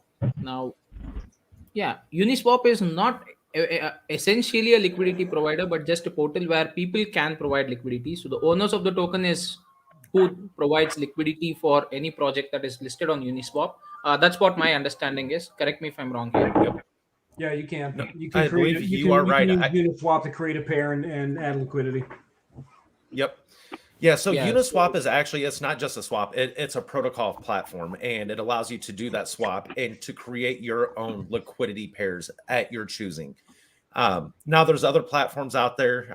The one that pops immediately in my head is Unicrypt. Now, they are ones that you can go and set up liquidity pools from the token directly, set rewards, set bonuses, things of that nature. But yeah, Uniswap kind of focuses around the end user and its own liquidity, what the user or the investor wants to set themselves. And the nice part is you get a little benefits out of it. I think it's like 0.3% or 3% of the transaction total. Do not hold me to that. Do your research on that one before you do any form of liquidity pools. Yeah, they're a bit tricky, so you need to be a little careful. Yeah. No, I just figured out how to use the chat, and I saw I just backing up Stacy and Caesar, just acknowledging their little comments. Yeah. Oh, I got one more question. Yep. So one big thing I've been trying to tell people, trying to show, is, bro, we haven't even marketed yet. This is all natural shilling. This is all natural marketing. This is all organic marketing. Can you imagine? I think Ed's working on the Asia market, right? Yes. Yep. Yeah, my people. I called my aunt, I called my uncle, I called my third cousin and my fourth cousin. I told them, you guys got to get into art. You guys got to get into it. So there's your whole new market right there. I think we need this volume is what we need, right? Is that volume is what we need, and the whole purpose of the BSC and the Polygon was it to increase volume as well? Well, it's to gain it's to gain exposure to the project as a whole. I mean, it's to get the awareness out there of Archangel, and the developers they'll continue to work on those two chains to figure out how to integrate them further into the ecosystem down the road. But the first, stage one, step one, get the word out. Get as many people informed about Archangel as possible. And that's probably the cheapest way to market, is to release on those chains. I mean, it sounds kind of funny, but that's probably the cheapest way to market. you're going to reach the return on investment. Yeah, absolutely. Well, a lot of people that I know about BSC. They don't know anything about Ethereum. For some reason, it's like just Binance for them, and these are a lot of international people. Yeah. Not in the States. So, yeah, if we can attract that group of people, man, as far as hopefully, hopefully we won't feel the the whales, what they're terming. So, see, when it gets quiet when I actually try to talk crypto, but if I talk about other stuff, we let you have the floor. Yeah. Oh man. Let me have the floor. The western side of the world is much more inclined towards Ethereum, and the right side is, the eastern side is more towards Binance. So the Asian side, the Japan Asian market, they're more into Binance chain instead of the Ethereum side. I believe it's mainly to do with the dollar conversion, especially with the third world countries over there on the Asian side. The amount of the local currency that they need to shell out in terms of converting it is much lesser when it comes to BSC side, as well as the gas fees, the transactions, and all those stuff. So that's where you have that market potential that you can definitely tap once you have Archangel released on the BSC side. The Matic or the Polygon side, as far as I believe, would mainly benefit the NFT space, because that's a booming area for Matic in itself. As far as I'm aware, Matic is majorly used on the NFT side with bridges of the actual tokens of be it Ethereum or BNB or anything as such, but mainly Ethereum. But haven't quite, I mean, my understanding, my personal opinion, haven't quite seen many good projects out there on the Polygon network like what we have on the Ethereum and BSC side. But when it comes to NFTs, they are the kings. Polygon is the king.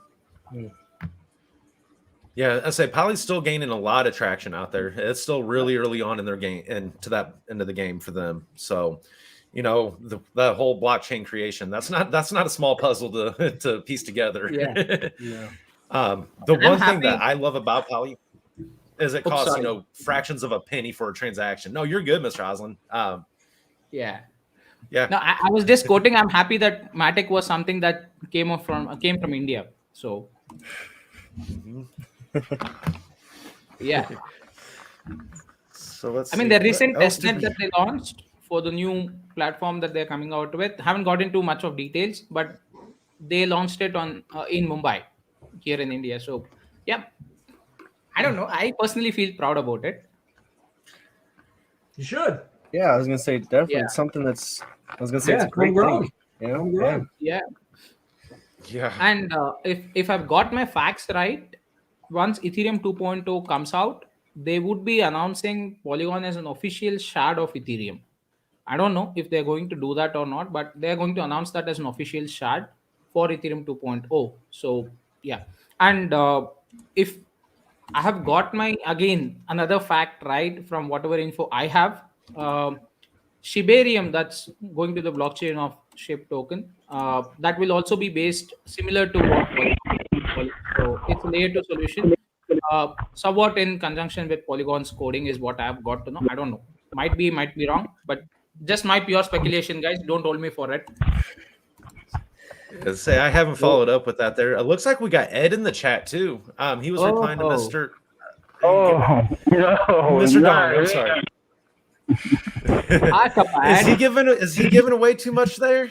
Nope, he's not. Okay, It's coming. Yeah. now you see. We got a lot of really smart financial folks on the team that are helping research a lot of the questions that are being asked, a lot of the comments. Like I said, earlier in the stream, the more we dig, the it's like there's like a rabbit nest, like there's a hole of rabbits, or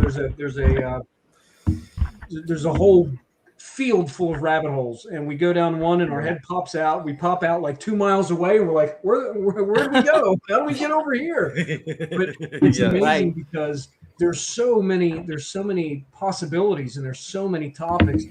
It's endless. It's where that's how you know you're early in a technology is when you Yes. discover more things that are missing than exist, and that's when you know, wow, we are super early in crypto, super early.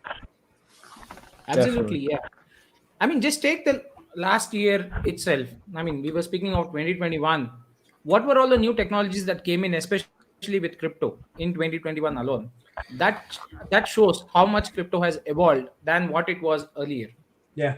So what 2020 had, those technologies have almost become obsolete now because you have much better stuff that are out there in the crypto market right now. Yep. Go Welcome for to the colony. tech industry. That's what I was trying to say. Go for like a gopher colony. Yes. Yes. Yeah. That's You right. got, you're in a field and they got like a million different holes. They used to shoot those when I was a kid. My uncle used to give me $1 for every one I would kill. Uh-huh. I was forced to go sit outside with the spade shovel and watch the ground move. Yeah, we go out there with the 22s, me and my cousins, and he'd give us $1 for every one that we'd cap because the cattle and the horses, they destroy the fields. Those colonies destroy fields. Oh yeah. Yep. I saw Definitely. Yeah. I saw a YouTube video. All you do is take one of those Alhambra bottle waters, fill it with some water, stick it into the hole, and then for some reason the gopher comes up into It's probably like physics or something. I don't know. Yeah. Yeah, that works too, man. And Not I as think much- that's a lot more humane. Nah, You shoot. know. Yeah. Shoot 'em. Yeah.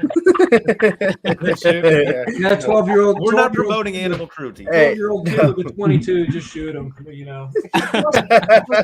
It kept us out of, Joe, not me. Don't come after me. it kept us out of, out of my aunt and uncle's hair for years. They'd just go out with the cousins, grab some 22s, and go out in the fields for days on end shooting gophers. That's my wife's. Well, my wife's grandma does that, man. Yeah. She taught me how to shoot one of those BB Ranger guns or whatever it is. But she lives in Kansas, and Yeah. Woodchucks. yeah, my wife's from Arkansas. So I live in the city. I live in San Francisco by Millbrae. Totally opposite from where she's from. And over there, it's like, wow.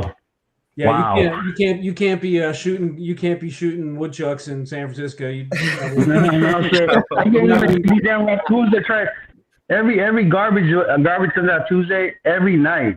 These raccoons, they come in like packs, man. You know, I can't do anything to them because they're protected here. Even the coyotes, they're all protected here.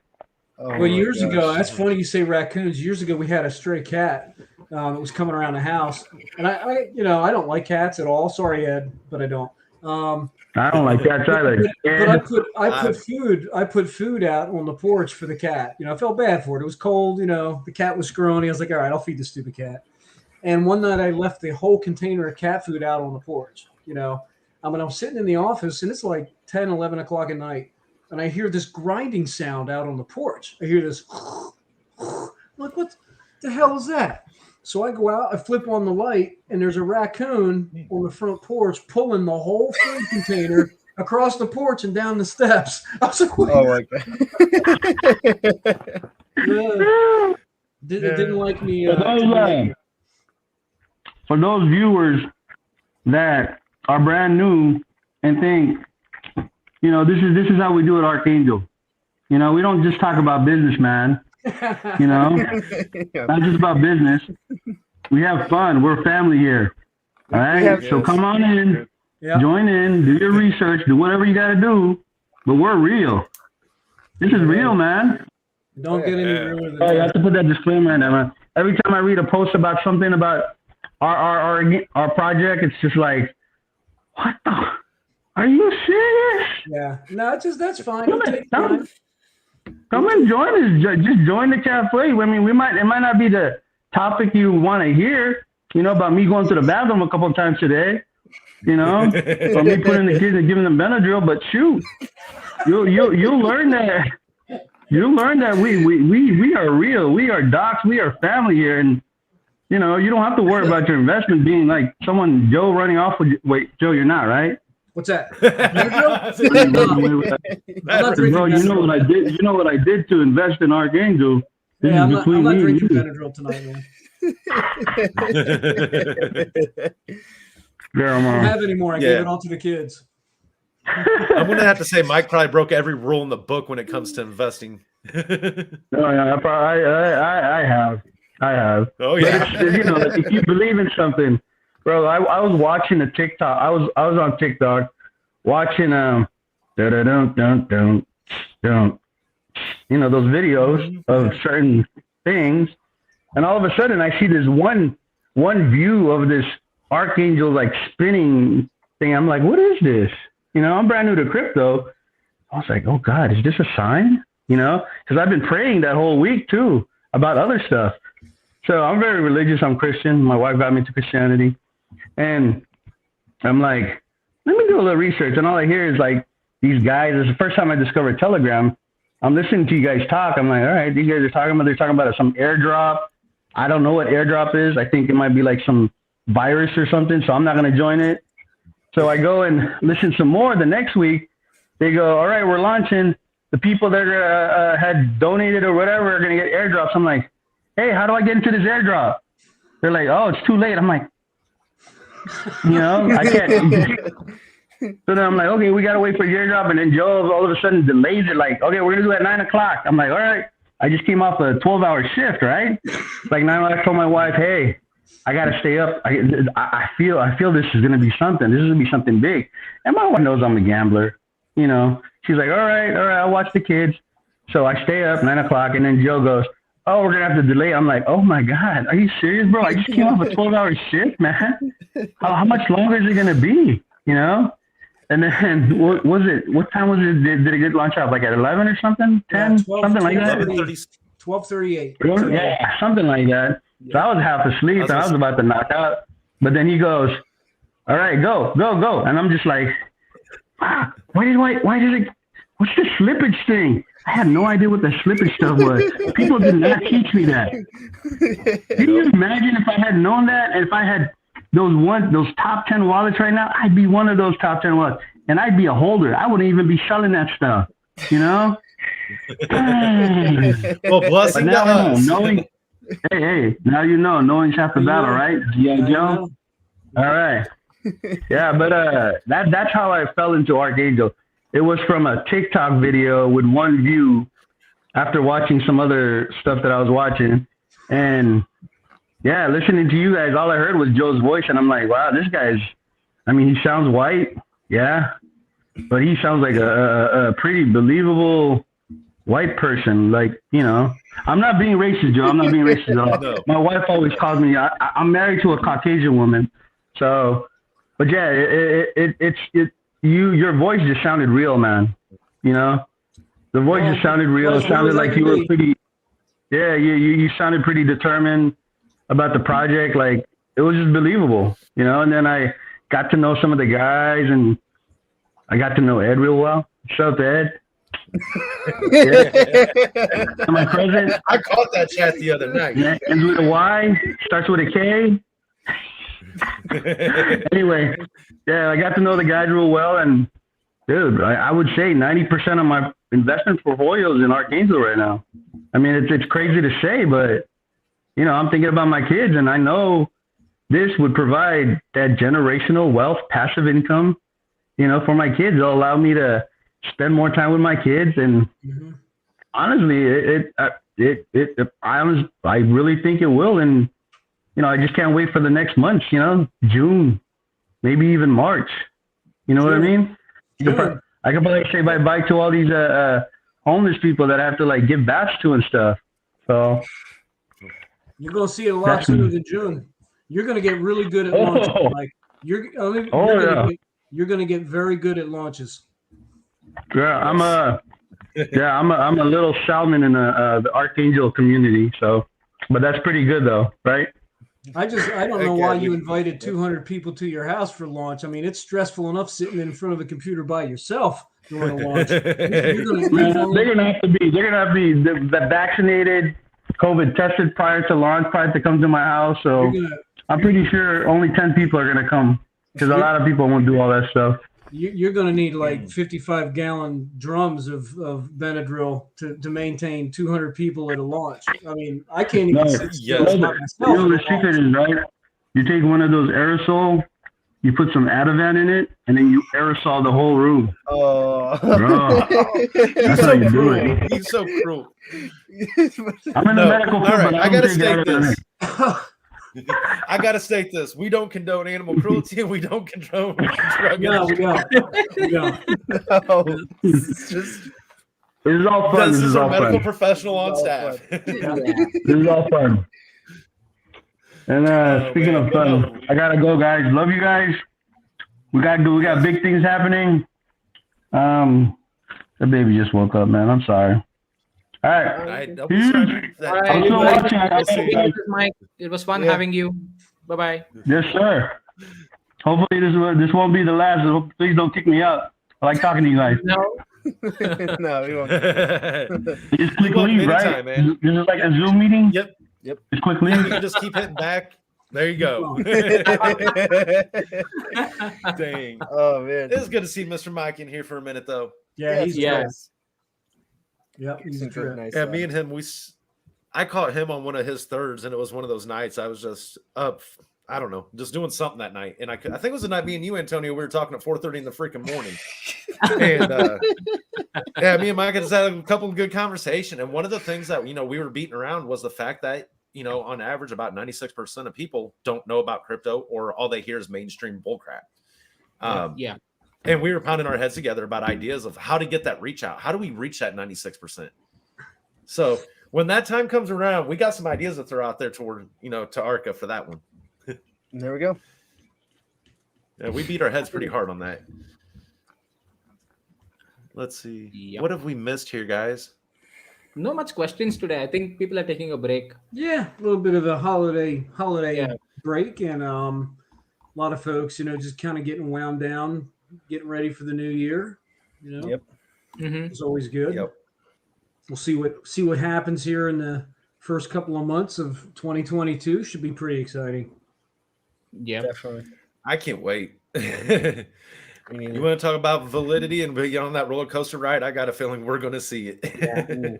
Yeah. Well, I'm excited We for know the we're first pushing. AMA of the new year for Archa Cafe. Yep. The first episode, the new year is beginning with actually an AMA with the new partners of the Archangel ecosystem. Can I call them partners? Yeah, they're an external project. They're definitely and they're just gonna blow your minds with NFTs. They're gonna just force you to think about NFTs in a totally different way, and it's really exciting because that's what we need to do. That's how we want to get lost in that gopher colony. We want to go down as many of those holes as we can. Right. Yeah. Definitely. Definitely. And one more thing I want to quote Especially about in that space. Yeah. Sorry, Keddy. Since you brought this up, just recently, a couple of days back, one of the cricketers here in India by name Yuvraj Singh, he has got into NFTs, and guess what? The first NFT that he minted, his own bat, the cricket bat that he uses, is Really? the NFT that he got it minted. So, I mean, it's moving away from the space of just digital art or portrait painting to physical items Yeah. right now. I mean, there were auctions that were done with Star Wars collectibles, and people who bought in those NFTs ideally have exclusive access to their museum, which is having those physical properties of the NFTs that they hold in exhibition. So they will have VIP access to get into the exhibition. They won't be having the position of the item that would be set in the exhibition hall. You can just go there. You will have VIP access, and you can just view through all the items. So it's shifting over from totally a digital platform to the physical items that are out there. So you can start owning physical items initially, at least with the artwork, while you purchase an NFT. Now, I was just quoting this in earlier episodes of Archa Cafe as well, right? How cool it would be to purchase a house through an NFT. No, that's not so far away. No. As far as I see not it, at that's all. not so far away. Yeah. The potential's always been there. It's about digging it out of, bringing it to light. Yep. Man. My wife she just sent me something that I thought was actually pretty inspirational. And I don't know if this camera will show it in a reverse. Oh, it does show it right. Yeah, it shows it right. Keep Yep. life moving forward. Looking backwards is only for time travelers. There you go. Yes. Yeah. Yep. Nice. I love it when she does little things like that. That's what makes her the freaking sweetheart right there. Is just the little things of encouragement every now and then. And and along with that statement too, it's about like we had said earlier, and I think Mike had mentioned it, that the possibilities are endless. We're the only things that restrict our potential and our possibilities. It's that's us doing it. It's nothing else. Right. Yep. Absolutely. Yeah. So And just Joe, I take have it- a question on the BSC and Polygon chains. Will it be a totally new liquidity pool that would be set up, like a total new launch that would happen on these two platforms? Yes. Or would it be a portion of? Okay. Yep. Yeah. Right now, that's what Ed and AI are leaning towards. That seems to be the most reasonable, sensible way to do it. Is they have their own pools. Yeah. And that also gives them the potential down the road to use certain solutions like Atomic Swap, and there's quite a few different ones out there that they're looking at that allow you to convert BSC and Poly tokens into ERC, into ETH, so that you can do certain things once you've made that conversion. But there's quite a few products out there they're looking at that are pretty exciting. So That's nice. I know, and it's again, there's so many problems that become unveiled within the space that there's many people that can come up with these solutions, and you being able to integrate those solutions is going to be massive. You know, that global adoption of what needs to happen. It's going to be wild. Yeah, and the thing too, at least for us, for Archangel, for Guardian, for all of our epics, we're not trying to solve world hunger in one fell swoop. It's not going to happen. Let's take it one step at a time. Let's pick apart one problem at a time, develop a solution for it, and then move on to and just keep building and building and building that way. But in IT, there's something called analysis paralysis or over analysis paralysis, where you can spend more time analyzing something and never be able to make a decision on it because you're over analyzing it. And we don't need to do that. If we find a problem we can fix, let's step one, fix that problem and then move on. Yep. Yes. Just take it one step. I end up getting stuck in that. Sorry, Joe. I get stuck in that over analysis paralysis a lot. It's just, you can get stuck in your own head. And if you don't have that soundboard that says, hey, get the hell out, you got to look at this situation, Been there, done it way too many times. and in crypto, like what we've been saying, this live stream just recently is that, you start to self-doubt. You start to say, no, that's impossible. When somebody posts a comment in the main chat and say, wow, that idea is incredible. You start diving around, looking for that solution to see if it's out there. And you're like, there's no way that everybody in crypto has missed that. And you get that self-doubt when in fact, the chances are very good that idea has not been implemented yet. So, yes.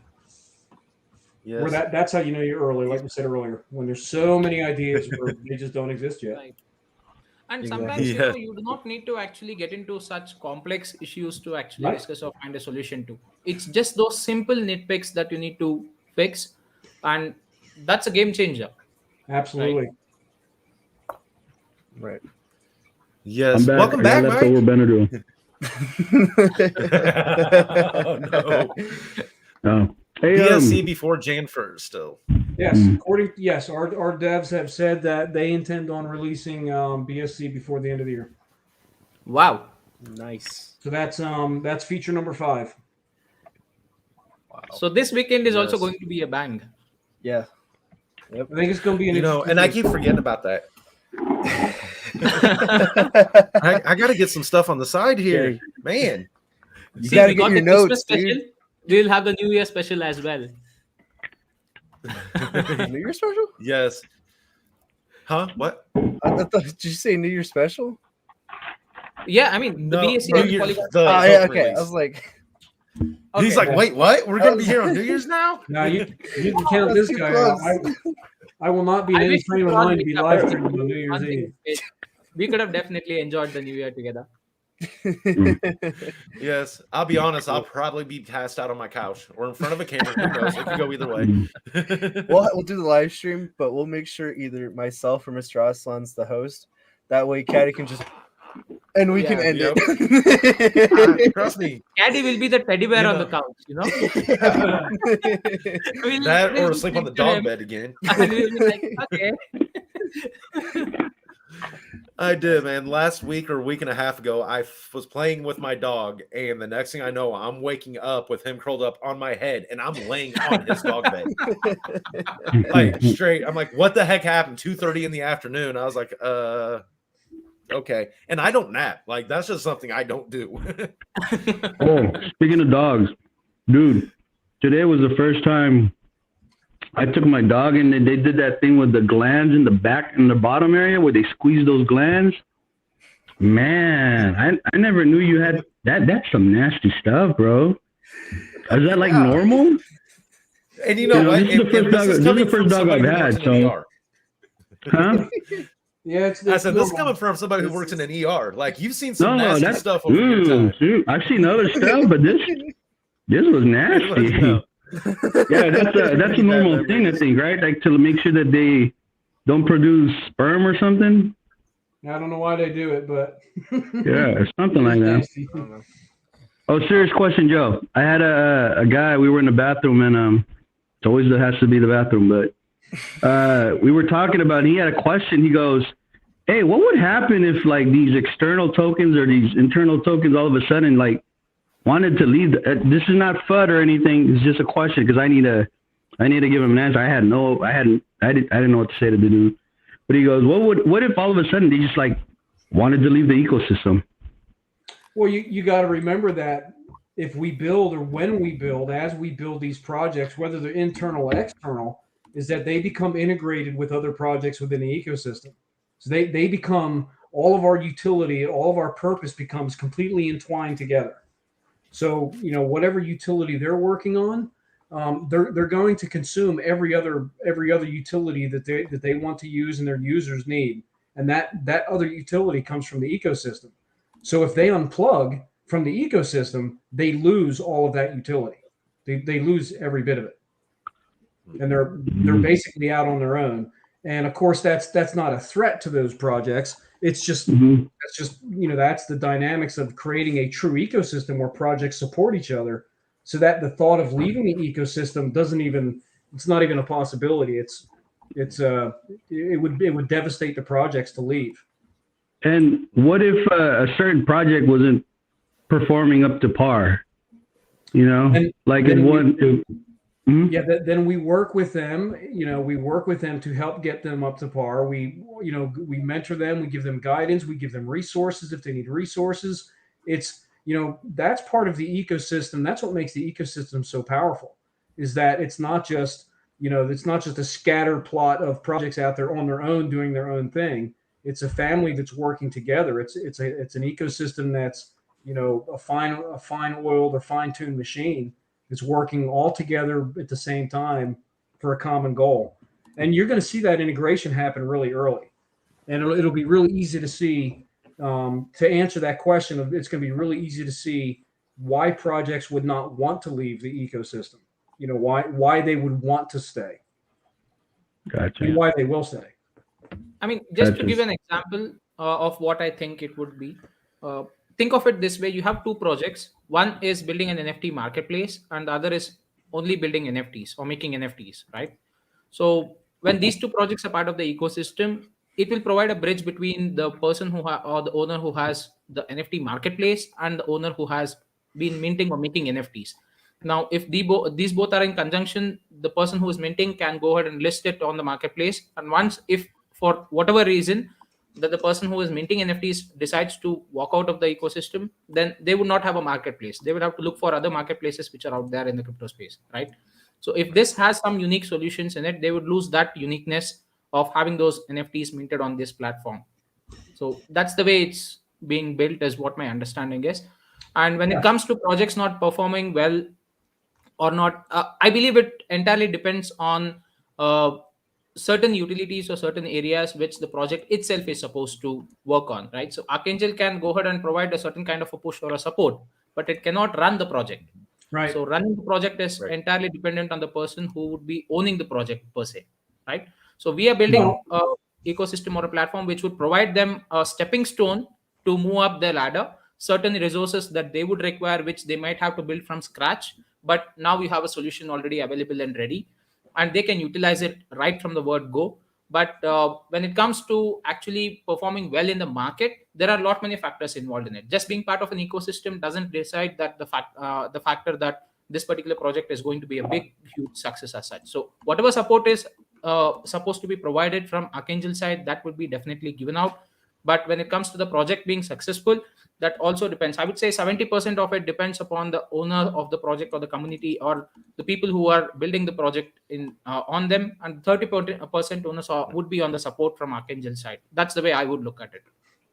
Yeah, but there's just there's so many benefits that come from being part of that external project within the ecosystem. Mm-hmm. They still can maintain the ownership of the project, but the resources, the technical utility that's shared, plus the real resources of the knowledge, the collaboration, community, that's something that you can't go out there and buy. That's something that you can come in and, to me, that's really huge. And the way this community is, and so how diverse it is, and the knowledge, the different traits that everybody comes from, it makes one heck of a network, that web of resources. And it's crazy. I love seeing it unfold and learn something new in there every day myself. Yeah, Yeah. and it's So- going to be a lot of fun to work with these projects and bring them in, and all of us learning how we can integrate together, dynamically, so that we can all be more efficient as projects and more economical with our budgets and our spending and our marketing, our advertising, all of it. Mhm. And I know that as we learn to do that as a community, that those projects are going to see the value in that ecosystem, and they're simply not going to want to leave it. It's going to be that warm, comfy home where things just work. And it's more than Yeah. Mhm. it's more than one person or one project supporting. It's truly a family. It's truly an ecosystem of supportive projects, not Yeah. where Yes. competition exists, and that cannibalism that you see within crypto, where projects are trying to run each other over, and with the FUD and the slander, and it's just they're going to want to stay in an ecosystem that supports them. Yeah. Yep. And the best part, Caddy, you did mention the last word, community, right? Yeah. So that decides the success or a failure of a entire project. And now with the backing of Archangel's entire community, think of it like 1,000 people are there in Archangel's community, and around 300 or 30% or 40% of the people go ahead and invest in the project. That's a huge volume for them in itself, especially for a one which is newly coming in, right?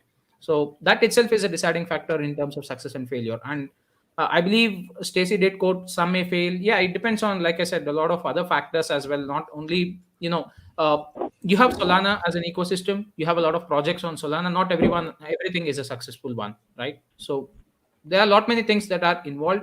But I believe, as per my opinion of what I have seen, and this is not a biased opinion, this is just of what I have seen on how Architect entirely works. Uh, they go ahead and extend their support and helping hand to whatever extent they can from their side, to whatever extent they can. That's what I have seen in this community, in this entire developers team, and with Joe as well. So, yeah, I would say there are Yes. minute chances of failure in that aspect, because there is always Yeah, I some mean, Yeah. if you think plan that about is it, already- if you think about the dynamics, the bigger the ecosystem gets, the harder it's going to be for a project to fail. As Yeah. long as the ecosystem is truly working as an ecosystem is supposed to work, that supportive environment, the bigger that system becomes, the likelihood of a project utterly failing is reduced greatly, because they're not doing it on their own. They're relying on or getting assistance and mentoring and support from dozens of projects and hundreds of thousands of people. And that to be able to start a project with that in your back pocket or your front pocket, that eliminates a lot of the risk with new projects right off the bat. Finding Yeah. a supportive community is very difficult, very difficult. Yeah, and And Mike, that's it's what's, really good that you for actually brought up this question. It's really nice. Yeah. It's a very good question, in my opinion. Yeah. Wait. and that's the thing, like when what's Complimenting up, me? Mike? Oh no. Was he complimenting my question? Yes, Or I somebody I else's was question? complimenting you. No, he wasn't complimenting your question. There she go.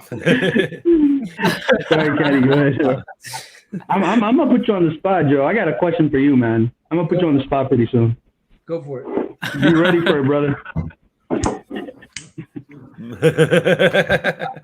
I'm ready to burn something. Wait. Did you say you were ready for it? Let me draw your Lambo. Hold on a minute. You want a Lambo, or was it a Toyota? Was it a Honda? Toyota? No. You ready for my question? Which one do you want? Here's my question, brother. What do you Yeah, go worry on. about? What do I worry about? What do you worry about the project? Like, what? Like the top three. Like, what's something that you worry about that might happen? Besides your health, that's all I pray for is your guys' health. Dev, you, and AI. I hope you guys don't get the Omicron and all that stuff. But if you do, No. I'll be your bedside nurse. The Anyway. biggest thing. No, that's a good question. What I worry about the most is, and we've talked about this in the past, being the number one risk is that we try to move faster than we can actually sustain the movement to. We try to push ourselves faster than we can grow correctly, the right way, just because it's exciting and it's new, and we're very ambitious as a project, as a community. There's so many good ideas that are flying around out there. And Ed and AI and I talk about this, and the rest of the project team and the admins and the mods, we talk about this stuff daily. Like, wow, did you see that idea from so and so? Yeah, let's go check it out. And it's that gopher complex, man. And that, to me, that's probably the biggest fear that I have, is that we can't do everything all at once. And it's a matter of taking a piece of paper and writing a list and making a list of priorities and saying, okay, this one is more important than that one.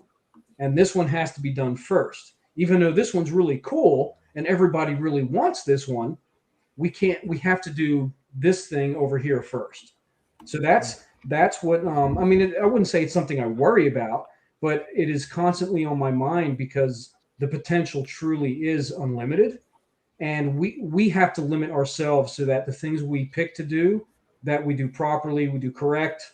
And that's hard. That's hard to admit, that you can't do something because you need to do X, Y, and Z first. It's hard. It's really hard. How can the okay, you got that one word, but how can the community, how can we help you out in that problem, in that worry that you have? Well, you're doing the right thing. You're continuing to spit out and produce good ideas. If we ask you guys to stop doing that, then everything kind of comes to a halt. So with it's kind of hard to explain. Like we don't want you to stop doing that. We need to continue to stimulate those ideas. We have to. That's going to force us all to grow. It's going to force us all to discover and research and conduct analysis. Think about everything, Mike, you've learned in crypto just in the last couple months since joining Arca. Think of how much you've learned already. If we would have said, "Hey, Mike, slow down, stop. We're not interested in that idea." That could have totally turned you off. You could be somewhere. You could be in another project right now. And we wouldn't have a crypto Mike with us. Yeah. Well, we don't want to turn that. We don't want to turn that faucet of ideas off. I think, to answer your question, and just to be blunt, what can the community do? Just be a true community. Be supportive. Be understanding with each other. Have fun. Be human. But at the same point, continue to push each other. We do have those limits as mods, though. Sometimes these people, man, they push and push and push, and you're just like, yeah. Edsky gave me the thing. He's like, / what was the command? / For ban? Is that what it is? Or / quiet or ban or yeah. Ban. So I've only used it once. There's a few different ones. I've only used it once because it needed to be used. All right. Hey, don't get me in front of that ban button, because I tell you, if I find another crypto Mike in there or another Joe in there, it was like 2:30 in the morning. I was like, we don't have time for this. I'm sorry. You got questions about the token, yes, but sometimes you can just point them out and just like, oh, yeah, we got to keep an eye on that one. Yeah. We're open. We're open to helping you guys out, but there's some people that just like toss like, wow, man, did your your mom drop you as a kid or something? You are mean, How do people, I have no idea how people treat other people like this. There's kill them with kindness. Answer. That's a two-part question that you asked, and I'll give you the second answer. And this was demonstrated by the community in the last 2 weeks. And I got to tell you, it was phenomenal what the community did. We decided to do some advertising with Dex Tools. We wanted to do some advertising, an advertising campaign with CoinGecko. We wanted to do a charity outreach program, and we reached out to the community and we asked for volunteers. And we said, here's 3 groups. This is what we would like to accomplish in each one of these groups. We're looking for volunteers. We created private forums for that group to go and research, their issue and come up with a solution and a strategy. And here's an example. The charity group that we formed, within 1 week, they had a Christmas charity down selected from a list of like 8 or 10 that they had. They did all the research. They did all the homework. They did all the discovery on those charities. They provided 3 that were vetted. They gave me a list exactly the top 3 or the top 3 that they wanted. They handed me a solution and said, here, give this to the community, let them vote whatever one they pick is the one we'll execute. And that is a perfect example of what the community can do to help accelerate some of the things that we're doing and reduce some of the workload that the mods and the admins and the project team are doing. I mean, it was amazing what they did in 1 week. Amazing. Yeah, props to Stacy, Nelson, JC, everybody in that charity group. I know who you guys are. Yep, and the Dex Tools group. Here's another example. The Dex Tools team that got together. I think it was maybe 7 or 8 of them that got together to take a look at what Dex Tool advertising we could do. Within 3 days, they reached out to the project team and said, "We need you to do this, this, and this so that we're qualified to advertise on Dex Tools." They saved us days and days of research because they all piled in and figured out what we needed to do to advertise on Dex Tools. And that required a whole bunch of things that we had to do. We had to get, a European KYC. We had to go through the steps of all that stuff, which took a few days. But without them doing that work, that would have taken the project team weeks to get to that step. And they did it in days and said, "Go do this, do it now." So we're like, "Okay, we're doing it." Cool. But to answer the other part of your question, Mike, that is probably one of the best ways that the community can help. Is that when these things come out, when we ask for volunteers to help, like somebody jump in there, manage it, take leadership of it, and run. Just run. Take the chains off and run with it. That's what being a community is all about. Oh, that's cool. Yeah. I felt that when I joined that charity group. I initially was like, no, there's guys here that are more like suitable and manageable. Well, let's make it a community thing. Let's not have one leader. Let's have multiple leaders come in and join this group. They kind of put a little less pressure on certain people. So yeah, but I got to tell you, think about this: between the advertising with CoinGecko and with Dex Tools and the charity, those 3 projects. If the project team and the moderators would have had to do those alone, we'd still be doing the first one. We'd still be working on the first one. And the community, when the community got involved, they did all 3 at the same time in less than a week. Wow. Yep. And put that in Caddy. Caddy with his Caddy with his cafe, man. Yep. Quester. Hey, it's all. Hold up. It's not our cafe. It's your cafe. We just here. We're just the 3 main faces. We're just the pawns behind the keyboard. Yeah. No, we got to get more. We got to. What did I say? That I think I said this in one. If some of my coworkers that actually watch this, they're gonna know, because we were at a charge nurse meeting, and I basically I have no filter. That charge nurse meeting is just between charge nurses, not other staff. And when they tell me to speak, I speak my mind.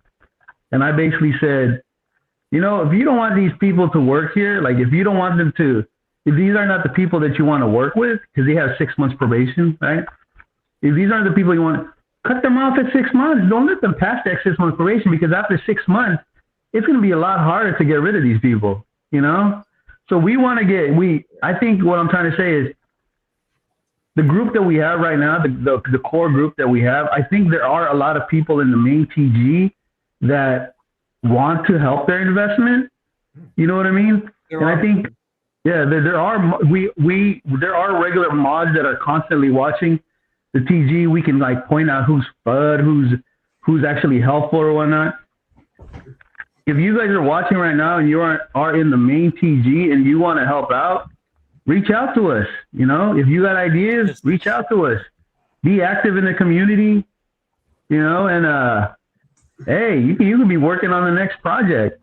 Well, think about this too. It's our job as a community to empower ourselves as a community, because the more we all learn about all of these things within crypto projects, the more that Mr. Aslan knows about, marketing and launches and charities, that just makes him a better, that gives him a better understanding of cryptocurrencies and digital assets. So it's our job to present those opportunities to him, for example, and let him, decide which ones he wants to engage with or not. So in some way, it falls back on us to create more opportunities for the community to get involved in these projects, because the more people that know how to do it, the the better we all are, especially as the ecosystem gets bigger. So would you say in the future that we could be in your payroll? There is no doubt in my mind that there are some roles that are coming that will require paid staff. There's no doubt in my mind, especially as we peel deeper into Guardian and realize some of the components, the responsibilities that those components have. That will require people who we can hold responsible for that work. And when you pay somebody and you bring them onto a payroll, that makes them responsible for their job. So there are certain components within Guardian where that will be required. There's no doubt in my mind. No doubt. Fake tokens don't do this. SHIT. Fake tokens don't do this. SHIT. No doubt. Yeah. It is coming. It's unavoidable. Yes. Yeah. Limitless possibilities. Sorry. Oh yeah. Yeah, we have a question from Timbo Limbo stating, if one of the projects decide to leave, even if it doesn't benefit them, what concerns are there that the action would devastate the entire ecosystem? Absolutely not. See, the ecosystem is always a foundation, right? So, and all the projects that are going to come into the ecosystem will be utilizing the ecosystem's resources. It's not the other way around. The ecosystem will only leverage what benefits the project would bring into its part. But in case they decide to leave, there are always alternate options available, and the core values of the ecosystem will still remain stagnant, right? So it's just that additional utility that the project brought in would be removed if in case they decide to leave. But nonetheless, there would always be other alternative options which would be available or probably made available. And I believe, as far as Joe did quote, it's all intertwined together in such a manner that there is no reason for them to leave, right? So let's just wait and see. But even in case they leave, I believe, in my opinion, there is no impact on the ecosystem per se, because there is already a floor base that is set, that this will be the functionality of the ecosystem. This is the utility of the ecosystem. Whatever extra that gets added up will be from an external project point of view. But there are also internal epics that Archangel team itself is developing. So all those epics will still be part of the ecosystem itself, right? So it's always a plus one as an addition that you get from any new external project that will be part of the ecosystem. It is not the other way around. Right. Yeah, sorry, I got sidetracked. I was typing up a nice little banner for us down there. It just took me a second to get done. Wow. Here's the bell Thanks, on Gary. from Mr. Oswald. Question in New York. Yeah, very cool. So definitely, guys, make sure to subscribe to those favorite channels. It's now aired on 4 different YouTube channels currently, and I expect more platforms to come. One of the big things is I noticed I've had 0 glitches tonight. None. Yeah, what did you change for this one? Caddy, what did you change for this one? Because this one's running like perfect. I took my studio, my production computer, and I went back to my laptop. I'm literally running just from my laptop now. So you said goodbye. So that you went back to 10. You're not using 11. Are you still using Windows 11 on this one? No. My laptop has Windows 10. So my my studio computer have updated to Windows 11. So you can imagine the hurdles that's ticking me off with Windows that. 11 is actually glitchy. Hey, we go to the old glory. We go to old reliable. Yeah. Oh, there was a guy that was wanting to donate for a giveaway, like some late at night. Did we ever reach out to that guy, or do you know if GTV will get that bread? If she ever talked about those giveaways? Nobody? Anybody? Yeah, I know that we're doing. I know that the price prediction giveaways is. I don't know if that was a private donation from an external or from Kristen and that team, or if it came from someone else. But I'm pretty sure that's what 500 billion Arca, right? For the yeah. Yep, that one came from one of the community members. Yeah. And so did the first price prediction. That was community member driven too. Yep. And that's the thing. Got to have fun. Got to enjoy it. It was Christmas. Is there any rules for giving away things? Or do we have any requirements right now? I got one rule. I got What? one rule, and this What's comes that? to any giveaway. Never. This is for everybody out there that is a marketer or influencer in this crypto world that is looking to do a giveaway. My personal thought: you never give away a token amount. Give away a dollar amount at the time of it ending. And the reason why I say that is today you could be giving away $300 worth of tokens. In 10 years, you could have just gave away $700,000 worth of tokens. Yep. Keep that in mind. So I've watched an influencer do this, offer tokens to give an X amount of tokens out. And it started off to be about $150. By the time the giveaway happened, it was worth $7,000 3 days later. Talk about a nice giveaway. Wait, Wow. can you repeat that? You lost me, bro. I'm sorry. So you said so don't give away. You don't give So away the best tokens. thing to do, this is just advice for any influencer, anybody out there doing that type of stuff. I've watched people get hurt from it. Well, I don't want to say get hurt, but they gave away a certain amount of tokens. And at the time of the giveaway, they were giving away about $300. When that giveaway ended, that token value was worth over $7,000. 3 days later, they gave away, started off a $300 giveaway, turned into a $7,000 giveaway. In 5 years, that could be a $70,000 giveaway they did. So would it be against the rules if I say I'm giving away $500 billion to a question for whoever chats the answer first, or whoever? Is that something I can do right now? You say you're giving away $500 billion. I'm getting in line for that. No, 500 billion tokens, man. I got 500 billion. Dude. No. It's like I said, it's just to spice things up, right? And this is me. You can DM me your address to. I don't know how you guys go about doing it, but if you feel comfortable, I have a question for you. Just one question. That's all. For 500 billion Arca tokens. You Let's guys ready? Here's a question. You guys, Mr. Aslan, Caddy, Joe, you guys can participate in this as well. You know? That's not cool. Okay, here's my question. All right. Whoever, you got to answer it first, right? Whoever comments first. What date did the token launch? Did the Archangel token launch? Go! I'm watching the comments. And mine takes a minute to pull up. Hey, That was Wait. No, Crypto Caddy got it. how about this? I got one for somebody else. Instead of the date, it went away. And this has been brought up in the cafe. So if you have been paying attention tonight, at what time did the token launch Eastern Standard Time? Ooh, there. So you're forwarding that you're paying this back, Caddy. So whoever Yes, I answers this am. first, Yes, I here you am. go. Go ahead. There you go. Oh, Yeah, there we go. Crispy got it. that is it. Crispy, DM me, Crispy got Crispy, DM me your address. All right, The I got reason you, why bro. that has stuck to me. The reason why that has stuck to me is because this is the first launch that I was actually adamant on getting into. And by the time I was done, I almost threw my work computer through the front door of the car wash and stomped on it. I walked away from the launch. I went out. I was like, I got some work to go do anyway. I started turning wrenches. And I'm like, no, I'm not giving up. And I go back. Cost me almost a 30% slippage to get into that day. Yeah, we actually did a fun. We did a trivia game. I guess it was maybe October. We did Arca trivia. That was a lot of fun. We may have to do something like that again. It was a lot of fun. Yeah. Oh yeah. And there's a lot Yes. more questions we can ask now too.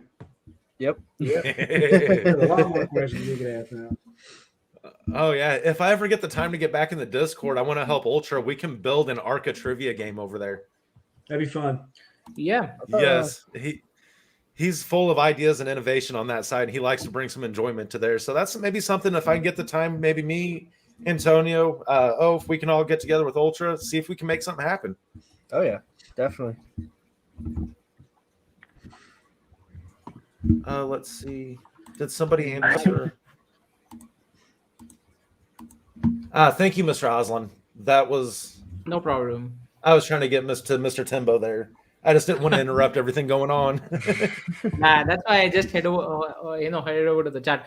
And in the meantime, this so-called giveaway happened. I couldn't type the answer. Right. Yes.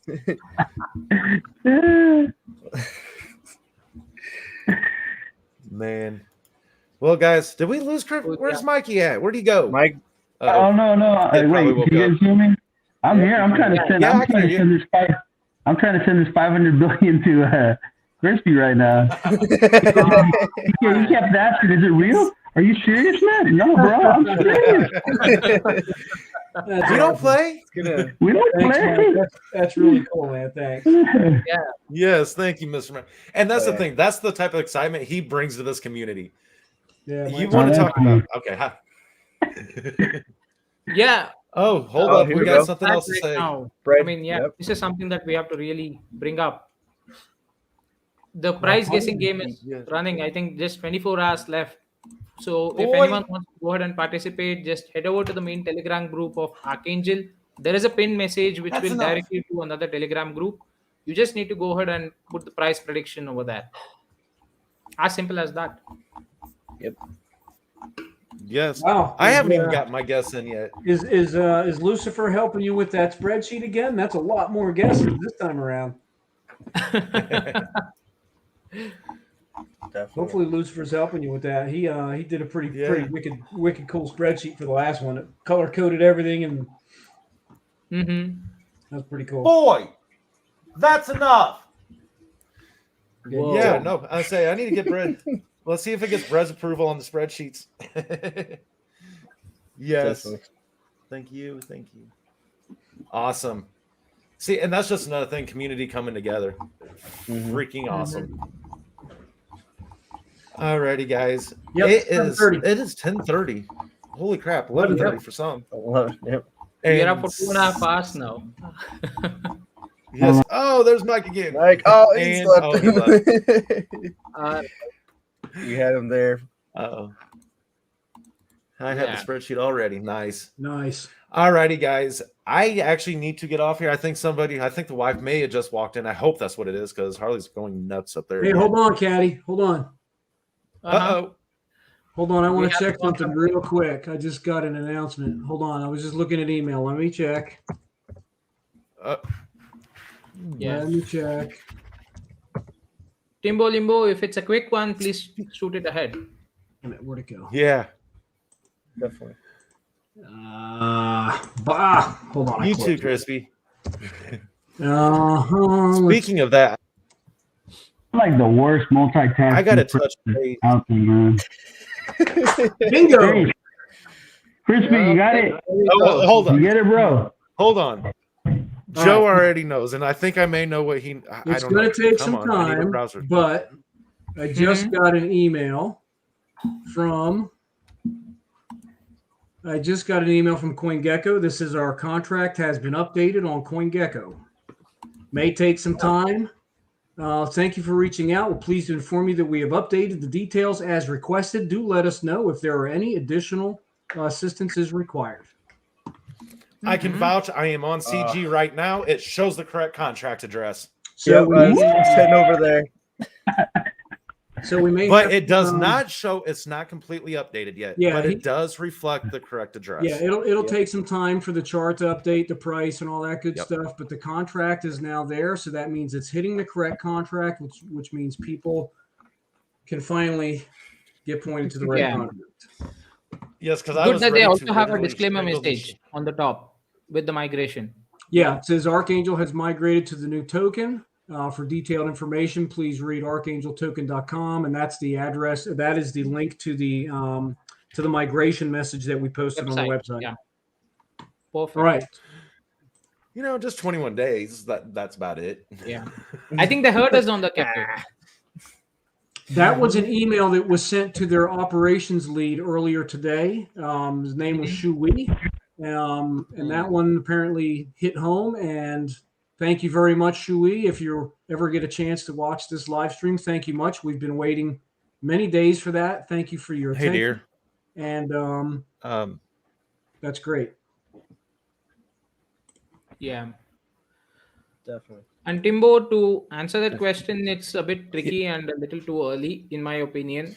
Uh, the collaboration with Cytomask is in its own way. Bringing DeFi and adding a DeFi aspect is the main notion towards that. But when it comes to developing your own wallet and stuff, that's something that I believe is a long shot.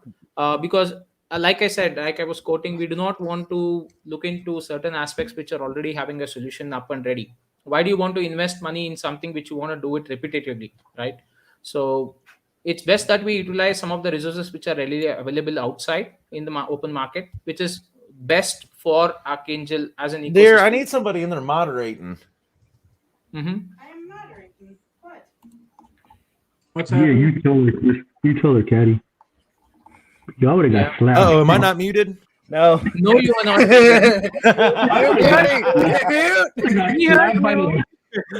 I got caught. I got caught. You got caught twice, actually. Yeah. Oh, no, I'm just monitoring the chat over here, and Yeah, no problem. Absolutely no problem at all. But yeah, I mean, solutions All right. would be looked into, I guess, aspects. Technology is evolving on certain areas of how we define a wallet in crypto space as well. So, as and when we see that there is an opportunity that Archangel can definitely utilize, I believe that would definitely be taken up as a concept. But for now, I'm not so sure. I mean, whether investing time and effort in building a wallet would really make sense unless and until it brings in a new functionality to what you call as a crypto wallet itself.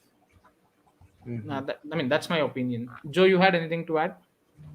All right, I'm still messing with CoinGecko. I'm going to send Shu a personal note because I know that was him or her who made that happen today. That email was only sent about 6 Yes. hours ago, so I want to thank them for that. Wow, definitely. Because I also hit some of their VIPs on LinkedIn. So Mhm. Joe knows that. And that's the thing. He's got a lot of tools in his tool belt. Don't let him fool Yeah. you. Oh yeah, definitely. You sure they weren't scared about my wife turning into Godzilla if they don't update? Because I think I sent them a little note. no,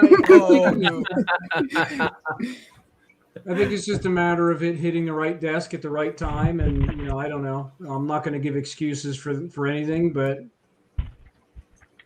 so now we've got to get back in contact with the CoinGecko advertising team and see if they still would consider CoinGecko for advertising, or if they've already moved on to the other two possibilities. But I'll leave that up to that team. That community-driven team has done phenomenal with their research, and they can make that call and give us a recommendation. Yes. Okay. He knows his way around. Yes, he does. Yeah. Crispy got it. Cool, Chris. Yes. Yes, sir. Yes, Chris, I gotta show that. Where's it at? Where's it at? Yeah. Where'd it get buried at? Right there. Bam. Coming up. It ain't fake, it's real. Now, don't go ahead and ask us the screenshot of the wallet and all to show. Oh no, I'm not. This is gonna be a weekly thing, man. My Archer. No, I didn't mean you. One, I didn't mean you. I meant the others on the. okay. Some people who want that Yeah. proof of. Okay, I want a screenshot. I want to see that 500 transactions. Okay, go ahead, Chris. Show it, and then cover mine and your address.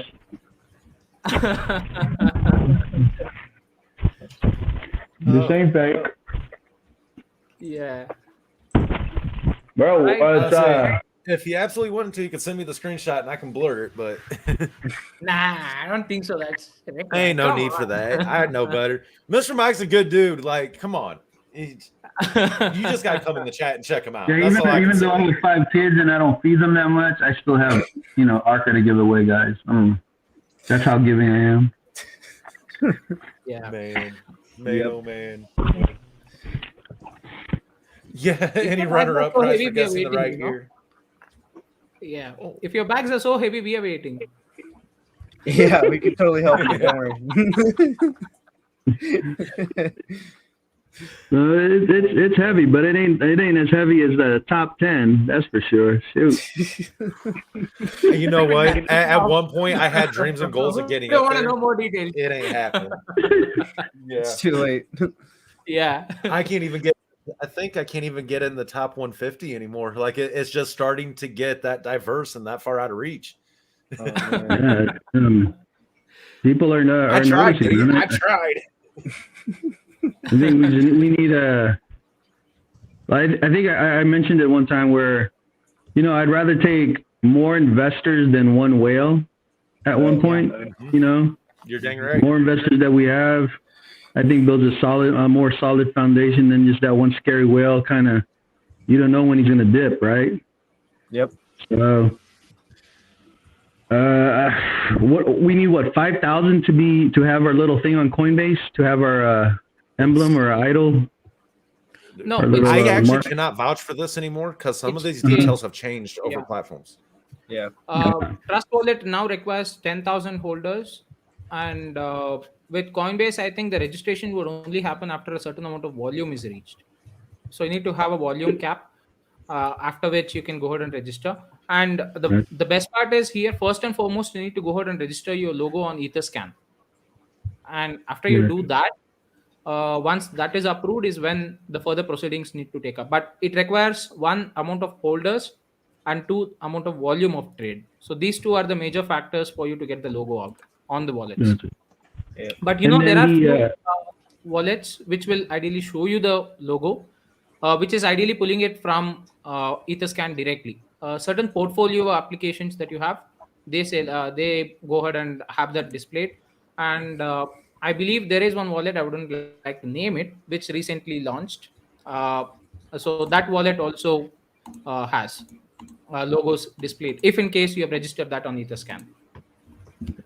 And just to clarify, again, I have lack of a crypto experience, but just to clarify, the CoinGecko thing, is that the reason why we're not seeing a price on our Coinbase wallet? Or is Coinbase that fills something it else? up from CMC, the coin market cap. CMC, yep. Not CG is what I am aware of. Yeah, that's Trust correct. Wallet and Coinbase Wallet both fill up the details from CMC. They pull the data from CMC Yes. directly. Uh-huh. Certain other wallets pull it from CoinGecko. But yeah, but Coinbase Wallet is showing the right price. It shouldn't be an issue right now. If in case it's still not actually. showing, yeah. Hold on, Mr. Aslan. Yeah, because what's going on with that right now is Coinbase. Oh, we just lost Mike, and I want to talk to him about All this. right. Oh, no, I'm here. I I'm just- here. Yeah, But yeah. I wanted to check to Okay. see if it actually fixed. I thought he meant it was fixed, but No. no. So no, Okay. it's not. Right now, Coinbase is actually undergoing a framework update. If you notice, you will start to see the Polygon and BSC tokens that follow the same contract that has the same wallet address. Now, in Coinbase Wallet, I only see my Ethereum network. That's the only one I operate on. But now I'm starting to see that they're doing some framework updating to their platform. About a month ago, we seen the font change. The next thing that I've noticed is a lot of my prices and stuff becoming inaccurate. The other thing is I have some dusting tokens that was dropped on Poly and on BSC, and now those are showing up under just my Ethereum. So they're going through some framework updates, some of their architecture. Yeah. I hope they get it resolved pretty quickly. That's strange. So, I think where's it's my- going by region-wise updates because I have not found any issues with my Coinbase wallet, be it the price or anything. But yeah, nonetheless, I guess if they're going through an upgrade, let's wait for that update to happen, and probably that should fix a lot of issues. But on Coinbase, as far as I see, there are just two visibilities of Archangel. One is the old contract, the other is the new contract.